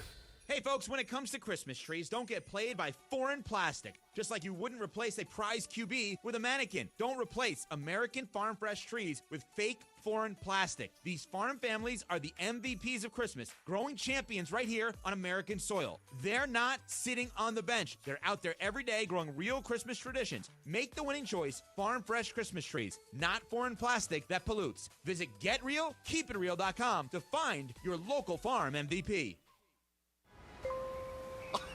The county just requested more electric charging stations. Orders have really amped up at Able Electric. We need 3 more at First and Main, and we just got another hotel chain. It's no shock. Able Electric needs able electricians. Grocery store wants charging stations too. And fast. I need Indeed. Indeed you do. Put our matching platform to work so you can spend less time searching and more time connecting with talented candidates. Visit Indeed.com/credit and get $75 towards your first sponsored job. Terms and conditions apply. This is the Travis and DeMarco Show. Now weekdays 9 a.m. to noon on LA's mega sports station. 710 ESPN. How did you like my reenactment in there? Did I bring it home for you? Me crashing through the poinsettias? I see it Shrapnel kind of like everywhere. I imagine it like a cartoon with your legs just running and you're not moving. Like you a know? Bugs Bunny, like one of those exactly. sorts of deals. It was a bad deal. What are you squinting at now? I'm watching offense. Sorry. Okay. The end arounds. It's AJ Epinesa, right? Yeah. My God, that poor guy. That first drive, they were playing football just against him. So you get the end around, you miss. Oh, they were hunting him? Yes. Yeah. Then you play for the end around, they run the ball Were underneath you ever on the receiving end of that where you were the guy like, we're going to take advantage of that guy today? And you point at the sideline and flip them off. Yeah. Like, oh, me? Okay, Yeah. it's me today. Well, your quarterback's going to pay. But hell of a drive. Yes. You're in there doing reenactments? I was trying to explain how aggressively I hit the deck. You guys you can't see that clearly what he did? That was so funny. But about the walk, right? The other part. Yeah. The second part of that, the number 2 part. Yeah. That's funny. What did you do? Not to me, it wasn't. It's hilarious to me because we've all been there. True. Especially if you walk a lot. It's the great equalizer. It is. It happens. But I told you, you never go out until that happens. Well, I don't usually have to do the order operations is not that for me. You don't clear the pipes before you go? That's earlier in the day. Okay. Yeah. That's usually before I walk. No. If that doesn't happen, I don't go out. This was not that. What happened to the clothes, the shorts you were wearing? Did you throw them right in the trash? No, because they're expensive shorts, and I didn't want to throw them away. So, so here's the deal: like I'm walking back to my home in a very specific way, right? Yeah. Kind of shuffling my feet, and I'm walking along a pretty busy street that's leading back into my neighborhood. Everybody that drove by me looked at me and said, "Oh, that poor guy, he just blanked." You know, you can tell. That guy right there, he just pooped his pants. Yeah. Because you can tell. The way that there's no other reason to walk the way that man is walking right now other than if he just had that issue. Ankling, your short steps. Short steps. Flat back, and your head's up. And yep. Clinching. Yep. Oh, yeah, we all know. Yep. You know what? Next time I see that, I'd pull over. You need some help, You dude? need some help? Come on in. I got you. Where do you live? For half a second, I thought about calling Susan. Like, hey, you need to come pick me up. Yeah. But by the time she would have been able to do it, I would have been able to walk home. Admitting failure. I was just close enough to. I would never tell my wife that. And you know what's funny? Like, I would have been one of those things. Like, if I drove by and saw that guy, I wouldn't have been embarrassed. Or I would have been. I feel bad for that guy. Yeah, me too. I would help you, but I would never tell my wife. Why? Because I'd never hear the end of it. Every time I took a step outside, she'd ask me, "Hey, are you okay? Are you sure?" Yesterday, when yesterday ended, and I got back from the Rams game, so I didn't see her until 7:30 last night. She goes, "How was your day?" I'm like, "Great." She goes, "You didn't fall?" See? No, you didn't. No. So I'm 1 day streak of no falling and none of the other things. To the end of time, she will ask you now. See? I'll get a good streak going. Of course. I'll get a good streak going. Blake Trinan's going to stay with the Dodgers 2 years, $22 million. Love it. That is a relatively, it's crazy to say, $11 million a year. Great. That's champagne problems. It is. Yeah. They don't win the World Series without him. No doubt. And he was incredibly important. And you probably won't without him. Yeah. Well, and you know, relievers are weird. They can be essential to your success one year and not very good the next year. It's they have a wild fluctuation, but he's as good as you're going to find when he's healthy. The question has always been with him for his health, and I think the 2-year deal is kind of just hedging your bet that in those 2 years you'll get one of those seasons he'll be pretty healthy. If you get two, it's a bonus. When you have that many starting pitchers, where do you go short? You can't carry that many guys. Is it the bullpen you go short on? Well, some of those starters are going to be bullpen guys. They're going to turn them into. Okay, that makes sense. It's going to be. That's what I thought, but no one ever said it. Not where you're going to say, "Oh, Clayton Kershaw, you're not going to start any games." No, they're going to ham and egg things. Position, the way that they did it in the postseason, I think it's be the way that they do it during the regular season. You'll have some guys do some openers. You'll have a bullpen day here and there, and all 7 or 8 of their starters, they're not all going to be healthy at the same time. Right. You'll probably have 3 or 4 that are hurt at any given time. So like they say in baseball, these things tend to take care of themselves. That if you have 8 perfectly healthy starting pitchers, that's a wonderful problem to have. But Trinan is going to pitch more or have more appearances than I think those guys. Because he's a reliever. Yeah. Oh, yeah. Then the starters, yes. He's not going to throw more pitches, but more appearances than them. Yeah, he'll have more appearances. But they crack. I truly believe they've cracked the code. Yeah. That have enough guys to get through the regular season. They're such a good team that they're going to get. And then when you get to the playoffs, mash the gas. You saw Trinan gave him a 3 inning. Walker Buehler out of the bullpen. Just whatever the rules are, they're not the rules anymore. Let's go for it. I think that's what they're going to do. Yeah. The code. Yeah. Have more money than everyone else in the world. It's not that. It's not that. That That's makes part it of it. easier. Right. But it's not just that. Be able to sign anyone from anywhere. Landon Knack was free. River Ryan was free. The Sheehan is free. Like these guys, the guys that they buttress it with, the guys that they bought were the guys that weren't around. Glasnow was the one that was unavailable. Yamamoto for 2 months was unavailable. You know, a lot of what got them to the finish line were their homegrown guys. Let's just have some fun with this. This is just purely for fun. Yeah. So let's take that same intellect, baseball IQ, and move that to a small market team where you couldn't afford people. Are you still winning World Series? No, but you're good. Okay. Yeah. Like perennial playoff team? Well, I think you have an answer to this. It's Tampa. Okay, good one. It's Tampa. Yeah. Tampa doesn't spend any money at all, and they're always pretty good. Pretty good acquisitions. And they go to developing. They go to the playoffs more often than they don't. Good farm system. Yeah. Yeah. Okay. So there's no lack in that. No, you're it works. still building like your small market. You just have money. They got it at both ends. Okay, that's the code. Yes. Speaking of having it at both ends, they've got the young, cheap, homegrown talent. So, hey, we need a guy to Landon Knack pitch today. Have River Ryan pitch today. Have Bobby Miller pitch today. Like they've got guys that can do that. And then when it gets down to it, your super high dollar guys, your Yamamotos, your Snells, your Otanis, Glasnows. Hopefully those guys are good to go. At Before the end we get off this, did Juan Soto not want to come here? I Dodgers, assume they could have paid him whatever they wanted, whatever he wanted. They could have, but they were never going to do that. They went to what was good for them, not what was good for the player. But why would it hurt you to pay him if you can pay? Because what they don't do, and it's changed slightly, but I think one of the best parts about the Dodgers is they don't make bad deals. And this could be a bad deal at some point. They don't do stuff like that. They buy the prime of a guy and get out of that business before you get into those dog days.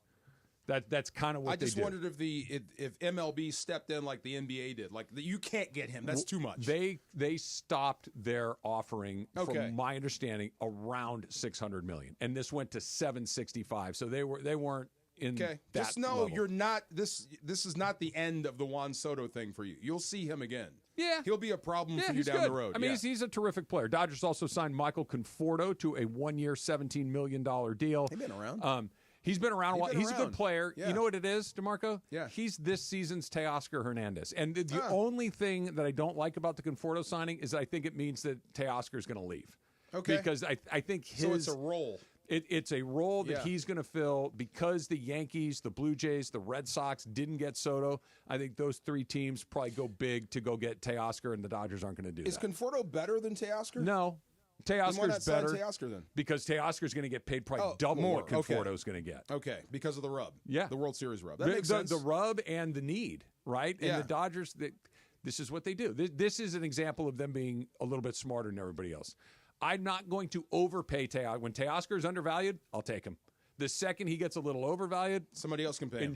Enjoy your time in Boston. I know I can't see today, but I swear I've been talking about Conforto since like 2010. Has it been that long? I don't think it's been quite that long, but he's been around a while. Been around for a minute. Yeah. Okay. Yeah. He's a good player. Yeah. I mean, he's still in baseball. Of course he's a good player. And he'll play one of those two corner out. You know what this is bad news for? Gavin Lux. Because the places for him to play are getting shorter and shorter. Haven't you guys been trying to get rid of him? Or is it Chris Taylor? I'm kind of mixing in. Taylor's not an everyday guy. It is Gavin Lux. You guys been trying to get rid of. Mookie's going to play second base. See, you can't even say he's going to play second base. So Lux can't play the outfield. Right. You've been trying to get rid of Gavin Lux forever. Yeah, he's like luggage. Look at you. Let's move on. It's fine. Thank you for your service. Good luck in Cincinnati or wherever you end up in. Yes. Huge Rams win, and they dodge the MVP. That's coming up next. It's Travis DeMarco, 710 ESPN.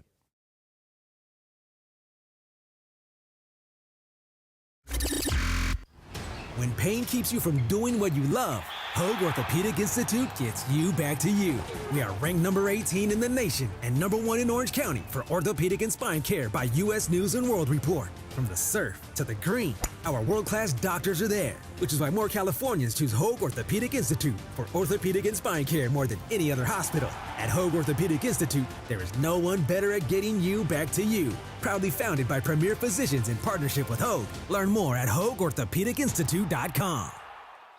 Your Los Angeles Rams are back home on Saturday, December 28th or Sunday, December 29th as they seek revenge on division rivals, the Arizona Cardinals. Bring all the energy to SoFi as Matthew Stafford and the Rams go head-to-head against Kyler Murray and the Cardinals. Grab your tickets today at therams.com/AZ, therams.com/AZ to watch your Rams battle the Cardinals on Saturday, December 28th or Sunday, December 29th at SoFi Stadium. See you at the Rams house. Don't you love the sounds of the holiday season? The bells, the sleighs. Woohoo! If so, your holiday's now even more magical because now during the Hyundai Getaway Sales Event, you can take home your favorite Hyundai with some of the season's greatest savings. Drive away now in one of our most popular models with 0% APR and 0 payments for 90 days. Only during the Hyundai Getaway Sales Event. Offer ends January 2nd. Call 562-314-4603 for details. Hi, this is Sean McVay of your LA Rams. The Rams play here. KSPN, Los Angeles. 710 ESPN. A good karma brands radio station. This is the Travis and DeMarco Show. Now weekdays 9 a.m. to noon on LA's mega sports station. 710 ESPN. So here's an update on our weekly picks. Okay, DeMarco, you won the week again. You're on a little bit of a I didn't heater. win the week last week. I thought. That's right. I did it wrong last week, but you did win the week this week, unless I did it wrong again. DeMarco. Yeah, let me double check. DeMarco had 9. I believe you got all of them except for your number 1 game, so that's well done. Nice. Emily was second. She had 5, and Jorge and I both had 4. So, Jorge, you're backing up a little bit. Here's the standings as we have it right now, pending an accountant review in the other room. Em has 81. She's starting to pull away a little bit. DeMarco and Jorge, you guys both have 73, and I'm at 58. So I'm wearing the costume. Want to concede? Jump No, the net? I mean, Wait, didn't DeMarco have the Chargers as his top one? And they covered? They covered. Yeah, so he got his top one. Yeah. No, the number 1 is what I meant. Oh, the 1-point game. He missed the 1-point game. You're right. Yeah. Write that down. Well, you did say top one. Yeah.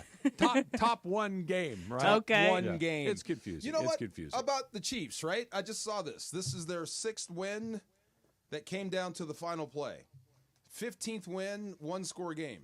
If they weren't defending champs, we'd be praising them.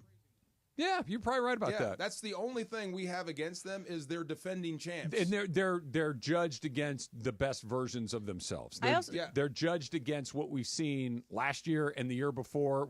They're judged against that incredibly explosive offense that they've had. They don't have that this year. I do think that we judge teams that only play in close games because when the Vikings were 11-0 2 years ago, and we were like, but they keep on winning these close games. They can't keep winning these close games. Beat them in the first round. And then they fell off a cliff. And I think we always judge those teams like that. So I think this is fair judgment. It is. But, I mean, I think we'd be praising them more versus calling them vulnerable because it's Kansas City because of how they looked before. If it was anybody else or if this was their first year being 12-0, we'd be all over them. Oh, for sure. That's what I'm saying. No question about it. 12-1. It's that they all look not Mahomes. Mahomes still looks like Mahomes, and he does Mahomes stuff when he needs to do it, so I'm excluding him from it. But the rest of that team looks less than what we've seen in previous seasons. And defending a Super Bowl, I keep saying it's hard because you get everybody's best shot. They've been doing that for 2 years. So, of course, it's not going to look as good as it did the year before or 2 years ago. No one's ever gone to the Super Bowl 3 years. Yeah. As a 2-time defending champion, that team's never even gotten back to the Super Bowl before. They would be the first team even to get there, much less win it. So that's that side of the draw. Yeah. Let's talk about what the Rams got accomplished yesterday. That, number one, I think really since the first month or so of the season when there's just way too many games to be played, you can't really see what's going to happen in the future. The Rams have control of their own future now. They don't need any help from anybody. If you win these next 4 games, they'd finish the season 11-6. Yeah. They would win the division, and they'd be the 3 seed in the playoffs and probably get the Green Bay Packers. What did I hear? You got to win one of the next 2 and then the last 2. Yeah. One of the next 2 and then the last 2. You got to beat Seattle. Seattle's the one that you got to have because that's the one that could be to put you even with them theoretically, and you're going to have the tiebreaker against them because you will have had both of them along the way. San Francisco feels, I think the one oddly that you could kind of kick and not have it kill you is the Jets. Yeah. Early in the morning, on other side of the country, which Sean McVay does really well in those situations, but that's the one, if you lost to the Jets, it's like, it doesn't really change much. Beat Arizona and Seattle in the final 2 weeks, you're still fine. You're still in there. San Francisco's always going to be tough, and the Jets, to me, that smells like a trap. It does. It really does smell like a trap game. So go ahead and take care of your business this week and leave that one wide open if you can, like you said. And then it's a 2-game sprint to the playoffs. So we'll see what happens there. But the best thing about this football team right now is I think you're as healthy as you're ever going to be, and you're getting some other players back. There is an issue. You do have John Johnson III ready to play and Troy Reeder ready to play. Okay. Both guys are ready to come back, but there's only one spot. So they're trying to figure out who do you bring up, because if you bring up one, you can't bring up the other. Yeah. I also saw that Higbee could be coming back this week as well. I keep asking him. He said this was months ago. He said by Halloween and then by Thanksgiving, and I'm not sure. I'm not sure with him health-wise. Yeah. But he's still in the mix. Which of those 2 guys between Reeder and Johnson is It feels with Spates out there, they've gotten a little more consistent there. Am I seeing things? No, you're right. But dare I say you're okay that you don't need an extra linebacker because the bottom could fall out. Sure. Same with safeties. I think you're okay there, but how can I say you don't want John Johnson, the third back on the field? He's been around a long time. Smart. His football IQ is so high, he can help you. But that's the one problem with the IR issue. You got one spot left and two guys. Yeah. I keep coming back to this, too, and maybe it's because you said it, and then it was kind of like percolating in the back of my brain. And I remembered that you said it. And then JB said it again in the pregame show yesterday. And I'm like, hey, that's the same thing that DeMarco told me. And that is McVay's level of involvement coming into this week. He heard it when I heard it. He was sitting right next to me. Right. We had a whole conversation about it. Right. Yeah. So I can't help but think that the fact that both of you guys kind of jumped on that point, and that just looked offensively, I'm talking about, that looked like the best version of Sean McVay and Matthew Stafford that we've seen, maybe full stop. And this is a team that won this. So this was I don't want to say they could do whatever they want because it was a challenge. It was a tough game, but there wasn't a lot that wasn't there for them that they wanted to take. No, but for McVay, and this is funny, we were talking about this with Dallas. It was tongue-in-cheek. We were having fun with Mike McCarthy. You said fire him now. I said, no, you're going to wear this, right? So outside of the quarterback, the only person that has a win-loss total attached to their name is the head coach. So this is going to be on you. 20 years from now, when they look back at this 2024 team, no matter how it ends, it's just going to be about you and a win and loss. No one's going to care about injuries. No one's going to remember anything. True. Going to be about you. So I think that kind of lit a fire under him as a coach. I need to get more involved. Can you have that same level of intensity, of attention to detail, that just that grind it out? Can that last months at a time? Yes. Or is this like we've all done it, right? Whether it's workouts or work or anything, like, hey, I'm going to dive in, and you dive in and you kill it, right? And it's like, okay, the human nature is to kind of start to backslide a little bit at that point. So we asked that. So the question was, I said, did you jump on your team? That was my question. Did you get after him? And he was like, oh, yeah. Like, yeah, I really got after him. That's when he shared with us. And then he said he had everybody in the room stand up. Like, if you're committed to this, stand up. And then he made sure they knew. Make sure this commitment lasts long after the emotion dies down. That's what you're talking about. So if you stand up and you say, I'm in, I'm all in on this, then you have to keep producing for your teammates. Because if you don't, it's going to really stand out. Yeah. Coaching-wise and player-wise. More of that. Yeah. More of what we saw yesterday. More 4 wide receiver sets. More. Kyren nearly had 30 carries. I think it was 28. Like, they were a complete offensive football team. When they wanted to run, they ran. When they needed to throw, and it wasn't just like a Cooper Kupp go get 20 catches. Puka had 12, but Kupp had 5. Tutu had some big catches. Demarcus Robinson had some big catches. Like, they were incredibly balanced and dangerous. It's the first time, not that they haven't been good at times, not that they haven't been able to move the ball, but it felt like every time you needed something from them, they were able to do it. And that hasn't been true. This was the first time all season we're like, oh, they're going to get this. They're going to win this game. Yeah. Or they're going to score. They're going to score. Yeah. Whether they're going to win or not, I think came down to can they kill this clock. So wild. It's so funny. You gave up 42 points, and it might have been one of your best efforts all year. Yeah. I know. It's the most complete game all year. Bro, you were on him. You were winning your one-on-ones. You were covering. It's just the guy was on fire, man. It's interesting because almost every time the Rams have played somebody who is literally at the top of the NFL, so we have the Lions, and they were toe-to-toe, took them to overtime. They were right there with the Lions. They played the Vikings, and they beat the Vikings. They're also at the top of the NFC. You play the Bills, and you beat the Bills. You didn't stack up against the Eagles. Yeah. That's the one black mark on this, but the teams that are the cream of the crop of the NFL that they have played, they've matched up pretty well against them, besides the Eagles. The Minnesota Vikings and Buffalo Bills are, what are they? They're 10-3 and 11-2. They're 23-5 combined. And add in the Lions. I mean, they lost the Lions, but they took them to overtime. Right. But I just, the 23-5, the 5 losses from 2 teams, 2 of them are to the LA Rams.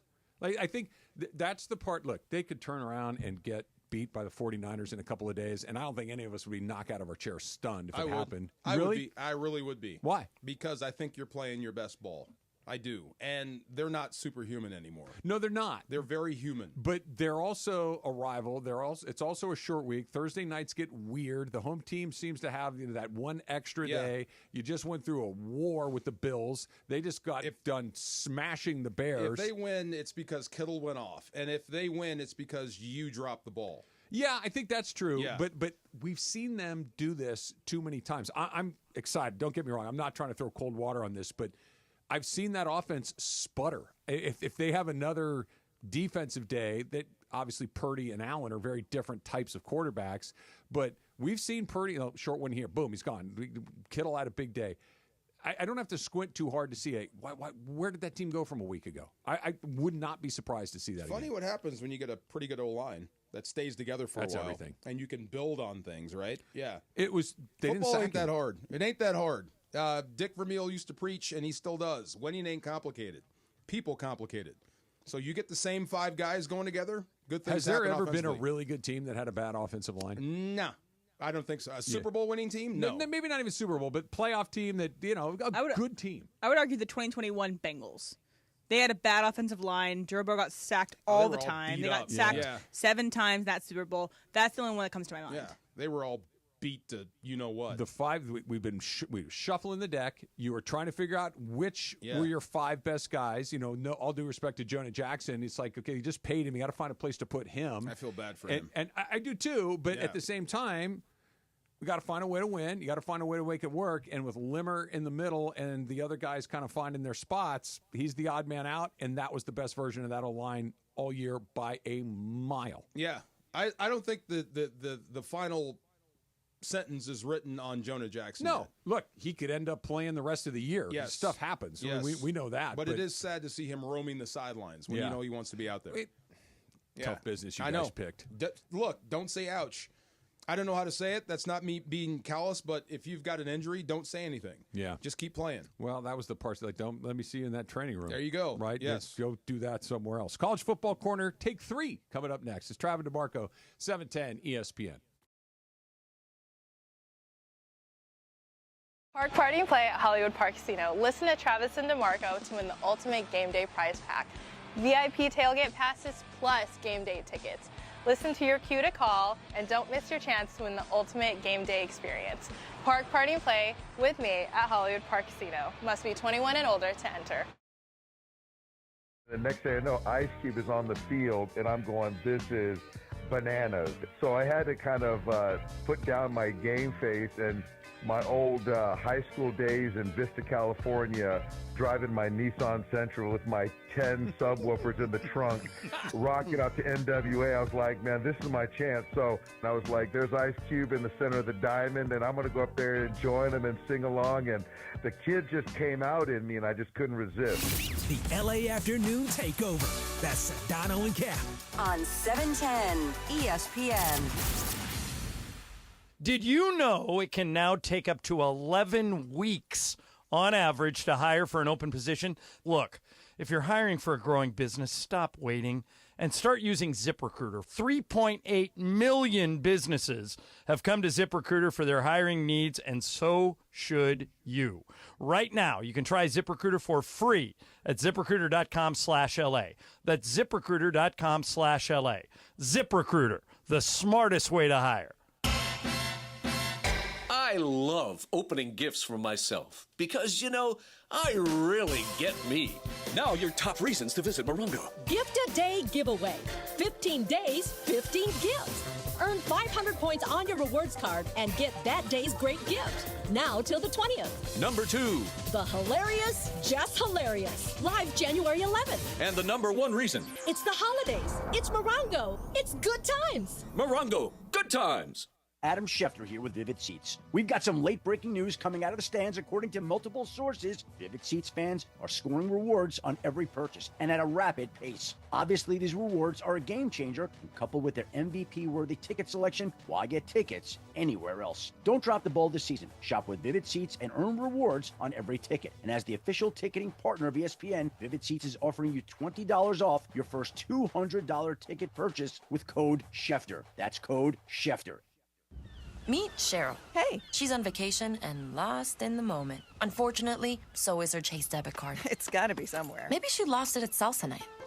These skirts should have pockets. Or maybe she lost it at Pilates. 3 and 2 and... But she's not worried. With the Chase mobile app, she can lock her card till it turns up. Tools that help protect. One bank that puts you in control. Visit chase.com/checking. Chase, make more of what's yours. Chase mobile app is available for select mobile devices. Message and data rates may apply. JP Morgan Chase Bank, N.A. member FDIC.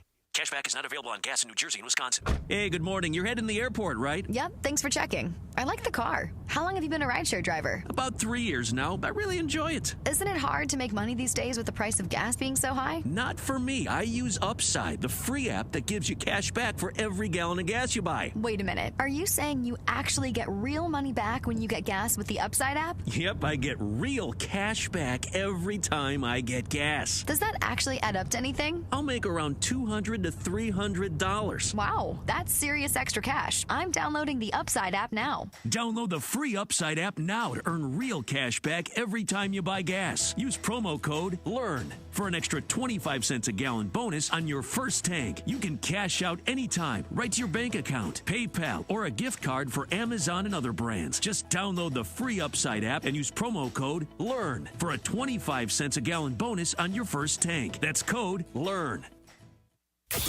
And yes, welcome to the Travis and DeMarco Show. Now mornings, 9 a.m. to noon on 710 ESPN, your destination for LA sports. Let's get back to the fellas. The Travis and DeMarco Show continues right now.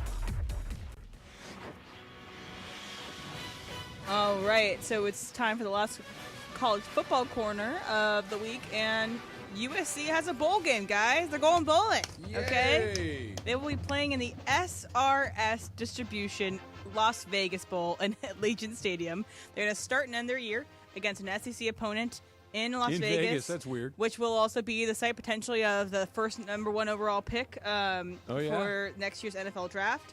But yeah, let's go USC. You're going bowling. Yeah, I mean, yeah. What? That's good. Yeah, is it? Can Jaden Maeva finish the year earn his in a job? bowl? It's good. It is if you're Arizona. I mean, if you're USC, I don't know if your first year in the Big Ten. You got to be, it's the NIT. It's, at best. At best is the. But I mean, at least it's something. It is something. At least you're playing look, ball. If you win, you can at least say, all right, guys, that's not even close to what we wanted to do this year. Yeah. End it on a high note. Beat a pretty good A&M team. Beat LSU. We've got some pieces here that are going to work. We got to clean up a lot of other stuff. We got to get a lot better in some other places. We got to recruit. We got to spend money. We got to do all this stuff. But lose that game, and it's like you're under 500. What's the name of the bowl? The Vegas SRS Distribution Las Vegas Bowl. Yeah, I'm not keeping the bowl sweats and the bowl gifts. That might be Christmas presents, but at least it's a football game. And, this is how teams stay good and become good when you get the extra bowl practice. The extra practice, Yeah, it's big. Yeah. Big for the program. Do you think that Jaden Maeva has any way of earning this spot for next year's team? God, I hope not. And here's why. Miller Moss won the job last year in the bowl game because Caleb Williams didn't play in it. Yeah. And Moss went in and played really well. So what? And I'm not saying these games don't matter because I'm with you, DeMarco. You go to a bowl game, but it is. Your freshmen get extra work. There aren't real stakes in this game. Whether you win or lose this game doesn't really matter a whole hell of a lot, right? So the preparation might be a little different. The competition, not that you're not trying, but it's not a real regular season game, a playoff game.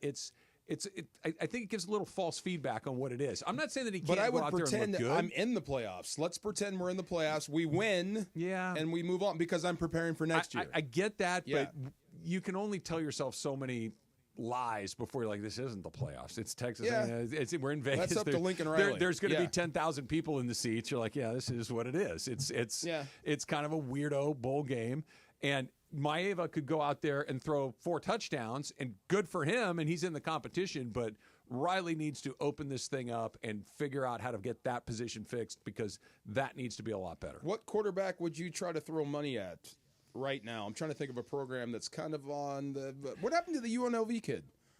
Good question. Yeah, what happened to him? I'm not sure. I do know kid from Oklahoma entered the portal, but he got benched at Oklahoma, and Oklahoma is having a bad year. I mean, if he got benched there, it could be for a lot of reasons. If he can play, if he can outplay my guy, I'm in. I heard the kid that flipped from LSU to Michigan. 4 years, $10 million. Yeah.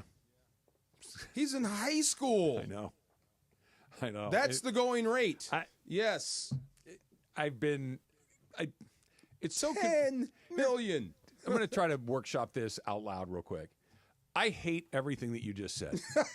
Okay, I really truly do. Yeah. I hate that, but I'm glad that the kid gets a chance to get the money. It's the Wild West. That for so long the players did not get I don't want to say an equal share, but even a reasonably fair share of this massive thing that was being generated. And quite frankly, I'm sorry, I know people are going to scream at their radios and say, I don't know what I'm talking about, but the price of college is not a fair trade. It's not. The price to go to USC, I know it's wildly expensive, $80,000 a year or whatever. They're making billions of dollars for people, and if they can get some of that, they should.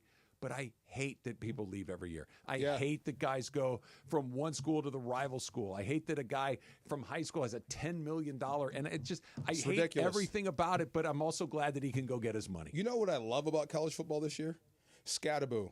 He's a beast. Oh, my God. That's the second coming of John Riggins. He's a beast, dude. I love that kid, yes. Yeah. I wonder where he gets. I wonder how fast he is. Flat out speed. Not that fast. I bet he's a 4.7 guy. Yeah, I was going to say he's not but he's a tank. But I would take him. Yeah, I would definitely take him. He's great to watch. Yeah. How do you think that this shakes out? When fast forward 10 years from now, are there some guardrails with this money, or is it still just free agency every single year? You're going to have some guardrails in place, some oversight. This is getting ridiculous. This is getting stupid. Who's the oversight? Like what I don't want to say it's not the government, but what entity is overseeing how this stuff operates? Do you have to create one that doesn't exist right now? Some form of the NC2A. They have proven to be very bad administrators of things like this. Let's revamp the NCAA, because I know they were the evil empire and they were everything wrong with college football, but at least they were there to keep people from cheating. You have to have. But they didn't. They didn't. Like that. That's why I'm not. No, they interested did. They kept people from cheating a lot. That's why you had to go under the table to do it. Well, that's what. Yeah, but that was going on. This is why I'm okay with. At least you had to be a better criminal. The money is bigger than it used to be, but this has always been the case. Hey, don't go there. Come here. We got you taken care of. It's just, and so if they were really trying to prevent it, they never succeeded in that regard. I keep hearing you can even buy high school kids. Yeah. So I could bring you to my high school, play a season. Yeah. You could transfer back to your high school in time for prom. Something has to change. That's not right. You're ruining the sport. What'll happen is enough of those guys. Well, it's already ruined. Yeah, that's the thing. It's crazy. You're on the precipice of like a total collapse. This is not sustainable. Something bad's going to happen down the road. Yeah. That's what I mean. But you never put the toothpaste back in the tube. It's out. Guys are getting paid. They will never, ever go back to there's no money in it. The NFL did it with the rookie contracts. After Bradford, okay, we're just not paying these guys millions of bucks before they play down number one. There's something you can change things. Yeah. No, only a certain players can make X amount of dollars. I don't know. Why can't we do it simply, literally just implement the NFL rules? We're going to sign a contract. cap? No, well, maybe a cap. Yeah. But again, you cheat the cap, right? So maybe you just uncap it like baseball. But listen, DeMarco, I would like you to come to, Tech State. I will pay you $2 million a year, but you got to stay for 3 years, right? And the rules, and if you sign that letter of intent or this contract, we're going to go back to the old way where if you decide this isn't the right fit for me or, A&M is offering me double, you can't leave without sacrificing some eligibility. Here's the Titanic, the iceberg you run into. What if the coach leaves? Yeah. Right. If he leaves, I can go, right? Maybe that's a get out of jail free, right? Yeah. If the coach leaves, then okay, we open it all up. But is it like accepting a job and then your boss leaves? But it's different because the money is so big, right? Where these are not a transfer portal for jobs, right? These are not regular people jobs. These are $1 million employees, right? If like Shohei Ohtani is not an employee of the Dodgers, in the he's a NFL, partner. you stay on the team even if your coach gets fired or leaves. That's what I mean. But I do think that you could say if the coach stays, you're locked into this for the and if you want to sign a 1-year deal, sign a 1-year deal.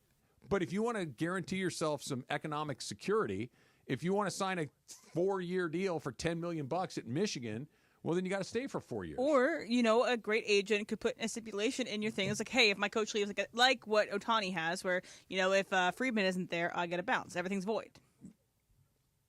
Turn it loose. Like, just go full pro sports. Full pro sports. Hire outside people to be your agents. Hire the universities can have general managers like they're starting to have. Yeah. Like just full pro sports this thing. I think that's cool, except 10 years from now, you may have a legion of players that leave school without any sort of education whatsoever. For sure. And they're broke. For sure. Yeah. That is. I don't think that's the right way to go. I'm not saying it's the right way either, but because there's a lot of football players. I agree with you. That's happening already. Yeah, but I think if you open the there might be more. floodgates, I agree bad. with you. There might be more, but it's not like, hey, I got a scholarship to go to LSU, and even if I don't play in the NFL, I'll be working at Allstate and selling it. A lot of stuff goes haywire. I did unofficial straw poll. There's a lot of graduates on this team in LA, the Rams. There's a lot of college graduates on this football team. That's what I keep asking. I'm talking about the NAL. So a lot of dudes do go to school. For school and play football. Yeah. So if you open the floodgates, a lot of those guys go away. We're at the very beginning of this, right? We're at the very beginning of huge money kind of swinging guys one there. There will always be a kid that's really bright, that's very good at football, that's going to choose Michigan or Notre Dame or Stanford. They're going to be those guys.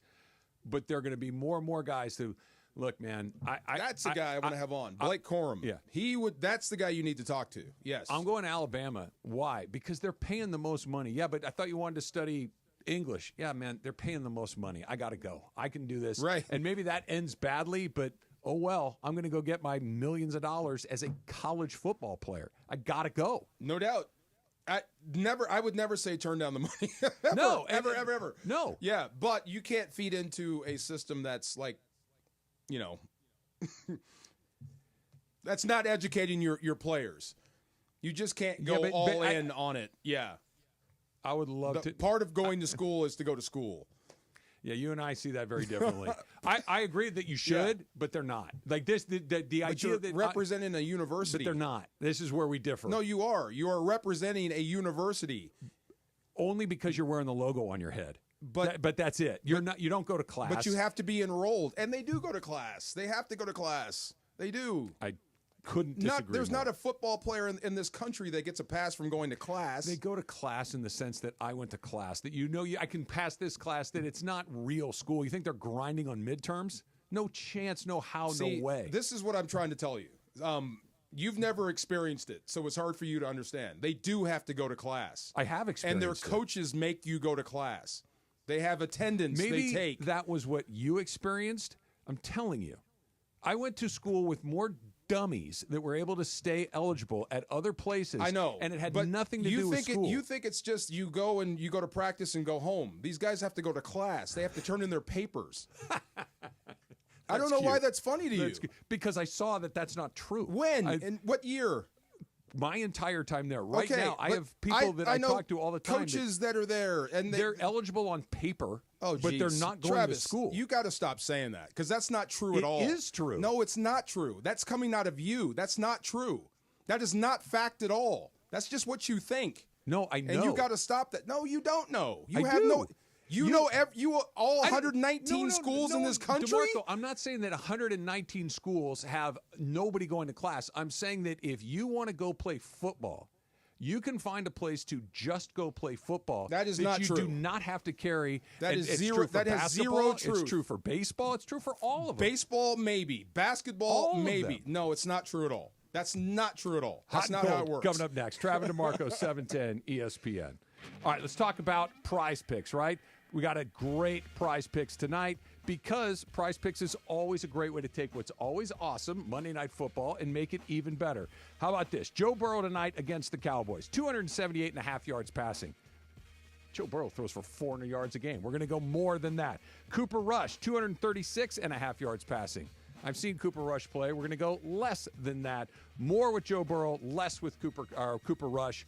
That's Prize Picks. You pick more, you pick less, and you can win up to 100 times your money with as little as 4 correct picks. So put the Prize Picks app on your phone and then enter the code 710. When you put in the code 710, here's what you get. You get $50 guaranteed when you play your first $5 lineup. You don't even need to win the $5 lineup. It immediately goes into your account so you can go play again and again and again. So put the Prize Picks app on your phone. Pick more, pick less with Prize Picks. 710 ESPN.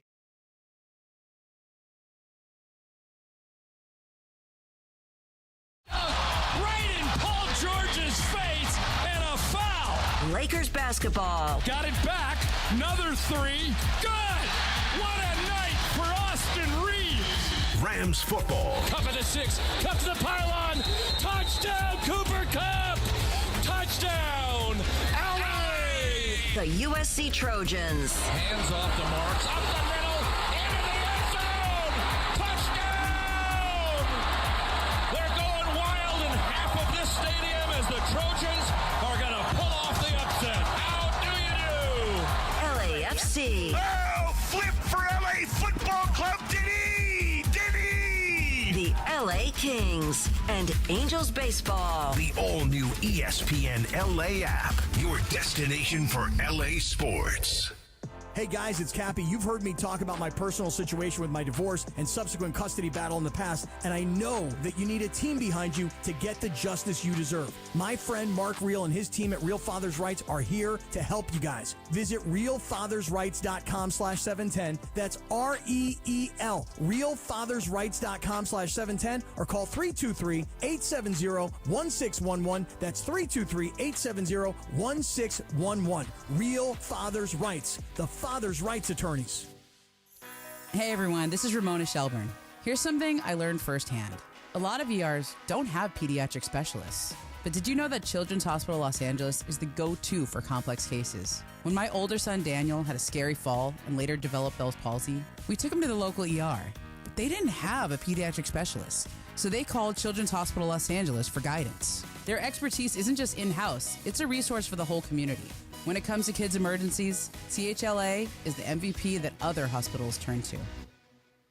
Hey everybody, it's Cappy. It's time to celebrate the 2024 Subaru Share the Love event, and my friends at Ocean Subaru of Fullerton are going to help you out. Now through January 2nd, buy or lease a new Subaru, and Subaru will donate $250 to a charity of your choice, like the Women's Club of Fullerton, who are dedicated to empowering women in the community. Get in on this soon, guys. You too can be in one of these sporty, safe, high-tech Subarus and also be part of a great cause. I'm in the Outback right now, and I am loving it. Go to OceanSubaruOC.com for more information. That's Ocean Subaru of Fullerton. They make you smile at every mile. Cashback is not available on gas in New Jersey and Wisconsin. Hey, good morning. You're heading to the airport, right? Yep, thanks for checking. I like the car. How long have you been a rideshare driver? About 3 years now. I really enjoy it. Isn't it hard to make money these days with the price of gas being so high? Not for me. I use Upside, the free app that gives you cash back for every gallon of gas you buy. Wait a minute. Are you saying you actually get real money back when you get gas with the Upside app? Yep, I get real cash back every time I get gas. Does that actually add up to anything? I'll make around $200 to $300. Wow, that's serious extra cash. I'm downloading the Upside app now. Download the free Upside app now to earn real cash back every time you buy gas. Use promo code LEARN for an extra 25 cents a gallon bonus on your first tank. You can cash out anytime, right to your bank account, PayPal, or a gift card for Amazon and other brands. Just download the free Upside app and use promo code LEARN for a 25 cents a gallon bonus on your first tank. That's code LEARN. As you know, we've welcomed the new partner here at 710 ESPN, Next Gen. Next Gen, the official AC, heat, and plumbing company of SoCal sports fans. You're as cold as ice. Call 833-3-NEXT-GEN, NEXGEN, or visit nextgenairandplumbing.com. Time for our feature we do 3 days a week. Who's hot? Who's cold? Thanks to Next Gen. Boy, time for Who's Hot? Who's Cold? Take it away, Producer M. I was going to have a different What's Hot. What's Hot is nurseries. Right now, I'm looking up at TV. There's, I believe it's either NBC or Fox is doing a tour of a nursery in Southern California. So shout out to the nurseries out there, because Travis should not be allowed back into them. No, I'm the poinsettia destroyer. I took out. I really would like to know how many it was. It was at least 4, and maybe as many as 6 or 7. Did you think for a second to say, "Hey, let me buy 2 because you ruined them all"? No, I offered, what would you like me to do about this? Yeah. And they very quickly said, we got nothing, it. You're Yeah. good, please leave my store. Because you could have sued them. So, okay, this is probably going to make me look even worse You than I should have do. laid down and called Joseph S. Normand. Oh, yeah, you should have. Susan says to me, what did you trip over? I'm like, I tripped over one of those bricks. And she's looking at him like, You know, I did there's notice a limb. There's no brick that's like that much. Yeah. Like they're slightly, it's Yeah. bricks, Yeah. right? They're never going to be perfectly flat, and so there's some slight imperfections. Yeah. She goes, "You tripped over that?" I'm like, "Yeah." She You have goes, a bruise "Oh my on your God." head? I have a bruise on. Oh, no. DeMarco's still mad at me. Oh, No. but- No. I'm just saying you should have called Joseph Esteban. I have bro. a Come bruise on. on my hip, and Yeah. I don't get bruises. Right? Like, I don't bruise real Really? easily. Oh, God. Like, I got to hit myself really hard to get a Oh, bruise. geez. Yeah. And I've got a bruise. So what's actually hot besides nurseries is the Eras Tour. I know we all hate this topic, but she did end it finally yesterday. So why are you bringing it up? I'm just kidding. It started on March 17th, 2023, lasted until last night, and ended in Vancouver. So here are just some of the numbers in regards to this tour. She grossed $2,077,618,725 of gross. 10,168,008 tickets sold. The average price per ticket was $204. The most attended concert was Melbourne at 96,000 people. How long has this tour been taking? I know you just told me. When did it start? 23? Started March of 23, ended in December of 24. So that's 2 full years, basically. Yeah, basically. And she did how many nights here at SoFi? 6? 6 nights here at SoFi. I believe it was like either 4 or 6 nights in New York, 6 nights in London, 4 nights in Paris. I don't care if you love Taylor Swift, hate Taylor Swift, or anywhere in between. Doesn't matter to me. Anybody that can go on stage that many times and pack an arena and go out there and deliver a performance, whether you like her music or not, like her or not, I don't care. You have to be impressed by that. Superstar, yeah, man. To have that amount of energy, that amount of stagecraft, or whatever you want to call it, that's bonkers. She canceled one show, and that was because there was a terrorist attack in Vienna. Right. So that's about it. So just want to congratulate her. In It's a lot of dough. Yeah. How much does she keep of that? Half? I was just thinking that. And she gave her, workers on the show, like bus drivers, backup dancers, etc. I think I saw $192 million in bonuses. Say she keeps 30%. That's $600 million. Yes. Yeah. But, yeah, just wanted to congratulate her. Like her, hate her, whatever. Oh, yeah. She did it. I'm not a huge fan of her music, but Yeah. whatever. I get what she did. Oh. Yeah. That's nuts. So what's cool is Kirk Cousins. So Kirk Cousins Ay, ay, is ay. playing like crap right now. He is he has 0 touchdowns, 8 interceptions in the last 4 games, and the Falcons have lost all 4 of those games. If you are Raheem Morris, do you bench him? What goes into that, DeMarco? The decision to pull your quarterback, and especially suck. a Get quarterback. out. Well, then, That's easy. Then why did he play? Because he's been bad for 4 weeks in a row. I said this with about Kyron and Blake Corum. Maybe the rookie's not ready. Maybe your backup's not ready to go yet. But he might be now, or we don't care. Put him in. It was a rough stretch. What did you say? 8 interceptions, no touchdowns over the last 4 games, and he just looks. You know what he looks like? He looks like an older player who tore his Achilles. And which, guess what happened? He's an older player who tore his Achilles. We're seeing with Aaron Rodgers, 6 and 7, right? They're 6 and 7. They're still in the hunt. They're a game behind. Yeah. And they're actually not in a terrible spot because they beat Tampa both times this year. So Yeah. they hold the tiebreaker over Tampa, who's in first place. So they don't have to pass him. They just have to catch him. Well, just with that conversation we had, you give him Minnesota to see if he can still play, and obviously he can't. Minnesota just killed you, right? So you've got the Raiders and the Giants coming up. Yeah. Perfect spot for a rookie quarterback. Let's see what you got. I know the Raiders have a pass rush Why and Max not? Crosby. Why but not? I would have maybe even. Minnesota's kind of a tricky one. I get what you're saying, but why not? This isn't working. That's what I'm saying. Let's get Yeah. the clock going on Penix. We'll see how he looks. So you got we'll the see Raiders, what he's able to do. You got the Giants, and then you bump into the Commanders. So maybe in 2 weeks he'll be up to speed with the other rookie that's killing it. Maybe he's good. Who, Penix? Yeah. We're going to find out. Yeah. I think we know what Cousins can and can't do now. 3 straight. Four, right? They've lost 4 in a row? That was 3. Is it 3? Yeah. Oh, I was thinking of 4 games without a touchdown they've lost pass. 3 straight. I mean, all bets are off now. I bet Arthur Blank is saying, let's see what the kid's got. I still don't understand how that entire thing went down. I don't understand how you sign Kirk Cousins as a free agent, which whatever. You want to sign Kirk Cousins, okay. But what I don't understand is doing that, and then 3 weeks later you draft a quarterback with the 9th pick overall, or was it 9th? I think it was 9th. Those one or the other, both great. From an ownership 2 standpoint, of them together. I don't get it. For Raheem Morris, I'm like, okay, great. Can I get a running back too? Why not And a take the defensive running back? end? Yeah, but why have 2 things? Because running backs, you can play more than one. Defensive end, you get to play more than one. Quarterbacks, you only play one guy. But I'm just saying, I would like to have the best roster possible. So if he wants to spend money on players, great. I'd rather have 2 than none. But it's not like they're flush everywhere else. They have other needs that's what I'm as well. saying. If you want to do that, though, yeah. But I didn't know Kirk Cousins was going to hit a wall like that. Dang.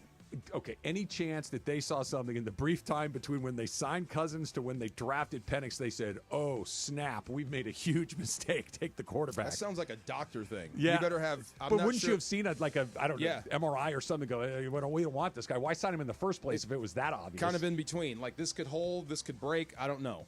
Make sure you have a backup. Game Day Comfort is powered by NextGen, the official plumbing, heating, and AC company of SoCal sports fans. Call 833-3-NEXGEN. That's 833-3-NEXTGen to snag their $88 drain cleaning special today. Are you getting McVay today, or are you getting Les? We're getting Les. Okay. Short week Les. This is our third coaches show with Les Snead this year. Yeah. What's his record? This year, I think he's 1-2. 1-2? Okay. Yeah. Okay. Well, then he gets back to 500, just like the team, right? Always fun shows, though. Yeah. Is it that tight? I know, obviously. What do you mean? So you lose Friday, Saturday. You lose 2 days of prep when you play on a Thursday, right? Yeah. Is it just wall-to-wall preparation that there's not a half an hour to sneak away to do something like that? Is it that tight of a timeline for a head coach? So with McVay, you're talking about? Yeah. Okay, so he's got a breakdown Sunday. Okay. Like, players don't have to watch tape. Even Stafford said he's not going to watch this film. He's going to move right to San Francisco. Coaches can't do that. You got to break down that What's he tape. looking for? With McVay? Yeah. What worked, what didn't work, Okay. tendencies, all that stuff. You got to break that down and then get ready for San Fran. That all happens So he's in one watching day. San Francisco's tape, or he's watching his own? I bet he's finishing up. What time is it now? Almost lunch. I bet they're finishing up Buffalo right now. So they're finishing up all their stuff so they can hand it to the players. This is what you need to do better. This is what we did great. And then you get into San Fran right on top of that. That's why short weeks are hard. Any advantage at all having played them as often as you have? Like, San Francisco's not going to throw a ton of surprises at you. You play them twice a year. Shanahan's been there a long time. You've been here a long time. Yeah. You know their roster. You know what they like. You know what they struggle with. On a short week, is that a little bit easier? There's some carryover. There's a lot of carryover if you've seen them before, but this is what they're doing well. This is what they're trying to do. This is what we're going to do against it. We're not going to do that. We did that versus Buffalo. That was Josh Allen specific, so erase your brain on that. Thank Download God. this. Right. Yeah, thank God. Right. I hope they run that 4 wide receiver set a lot. I really like that. Can they keep Bosa away from Stafford with just those 5 guys? Sure. I mean, look, what do you think of Von Miller? Pretty good. One of the best pass rushers out there, right? Yeah. I mean, I think Bosa might be a little more explosive because he's younger, but yeah, you saw Stafford get away from him. The Dump coming up next. Travis DeMarco, 710 ESPN. Greatest show. Oh, that's true. Okay. This is the greatest show on the radio. Sure. There you go. The biggest show on the radio, weekdays at noon. On 710 ESPN. Accident or injury, call Jacob and Ronnie. Call Jacob. Big news, Rams fans. Your favorite team added some new personnel. I'll cue up the announcement. Here we go. With the next pick in the NFL draft, the Los Angeles Rams have chosen Jacob and Ronnie as their chosen legal partner. That's right. The Rams decided to call Jacob. So remember, Rams fans, when you're injured, call the chosen legal partner of your favorite NFL team. Call Jacob. Call Jacob. Hey folks, when it comes to Christmas trees, don't get played by foreign plastic. Just like you wouldn't replace a prize QB with a mannequin. Don't replace American Farm Fresh trees with fake foreign plastic. These farm families are the MVPs of Christmas, growing champions right here on American soil. They're not sitting on the bench. They're out there every day growing real Christmas traditions. Make the winning choice, Farm Fresh Christmas trees, not foreign plastic that pollutes. Visit GetRealKeepItReal.com to find your local farm MVP. This is the story of the one who, as a maintenance specialist for a historic high-rise, knows that vintage charm historically needs constant attention. Which is why when it's time to upgrade turn-of-the-century mechanicals, they turn to Grainger. With easy access to 1 million-plus products and the scale to deliver when and where you need them. The right tools and supplies are never far away. So the one can keep that vintage building running like new. Call, click Grainger.com, or just stop by. Grainger, for the ones who get it done. It's time for everything we haven't gotten to today. Yes, it's time for the dump. So you and I have a lot of the same references because we're roughly the same old. You're far older than I am, but I am far older. Recent evidence aside, you are older than me. Yes. Were you a fan of the Donnie and Marie show? Back in the day, yeah. That was fun. It was fun. Yeah, before I knew anything about anything. Yeah. That was. Was it like a variety show, like a Sonny and Cher kind of thing? Exactly that, but exceedingly wholesome, like creepily wholesome. Yeah. Right? They're just very weird. So the reason Donny Osmond, you want to take a guess how old Donny Osmond is today? Oh, my God. Okay, Donny Osmond, what are we, in our 50s? Donny Osmond was 60, am I right? 72. Try the other one first. 69. 67. 67. Okay, 67, I was close. yeah. Okay, wow. Donny Osmond is 67, and he and his sister Marie would sing and dance and do sketches together. And Fun. It was odd. Like Fun show. I did not know they were brother and sister watching that show. It was weird. I mean, they didn't do anything untoward. No, yeah, but they I don't know, when you like see somebody sing soulfully at someone else, it's like okay. Yeah. Have you seen Righteous Gemstones all the way through? I have. So have you gotten to the part where they? Oh wait, not all the way through. Okay, because at one point in time, it's Uncle Baby Billy and his sister sing some songs together, and it feels like the same thing. They're probably referencing that. Have you seen that show? No. It's with John Goodman and Danny McBride. I don't think so. They run a mega church. It's on HBO. So funny. I saw the trailers for it. Okay. Pretty great. Go watch it. Anything with John Goodman, yes. And he's terrific. Yeah. It's ridiculous and over the top, but very funny simultaneously. Judy is my favorite character in comedy. Her husband's great. he's just a pushover, but he's very, very funny. Judi Dench, Dame Judi Dench. 90. Really? Yeah. Good for her. What do you want to do at 90? Whatever I want. Yeah. Travel. Are you working? No. Traveling.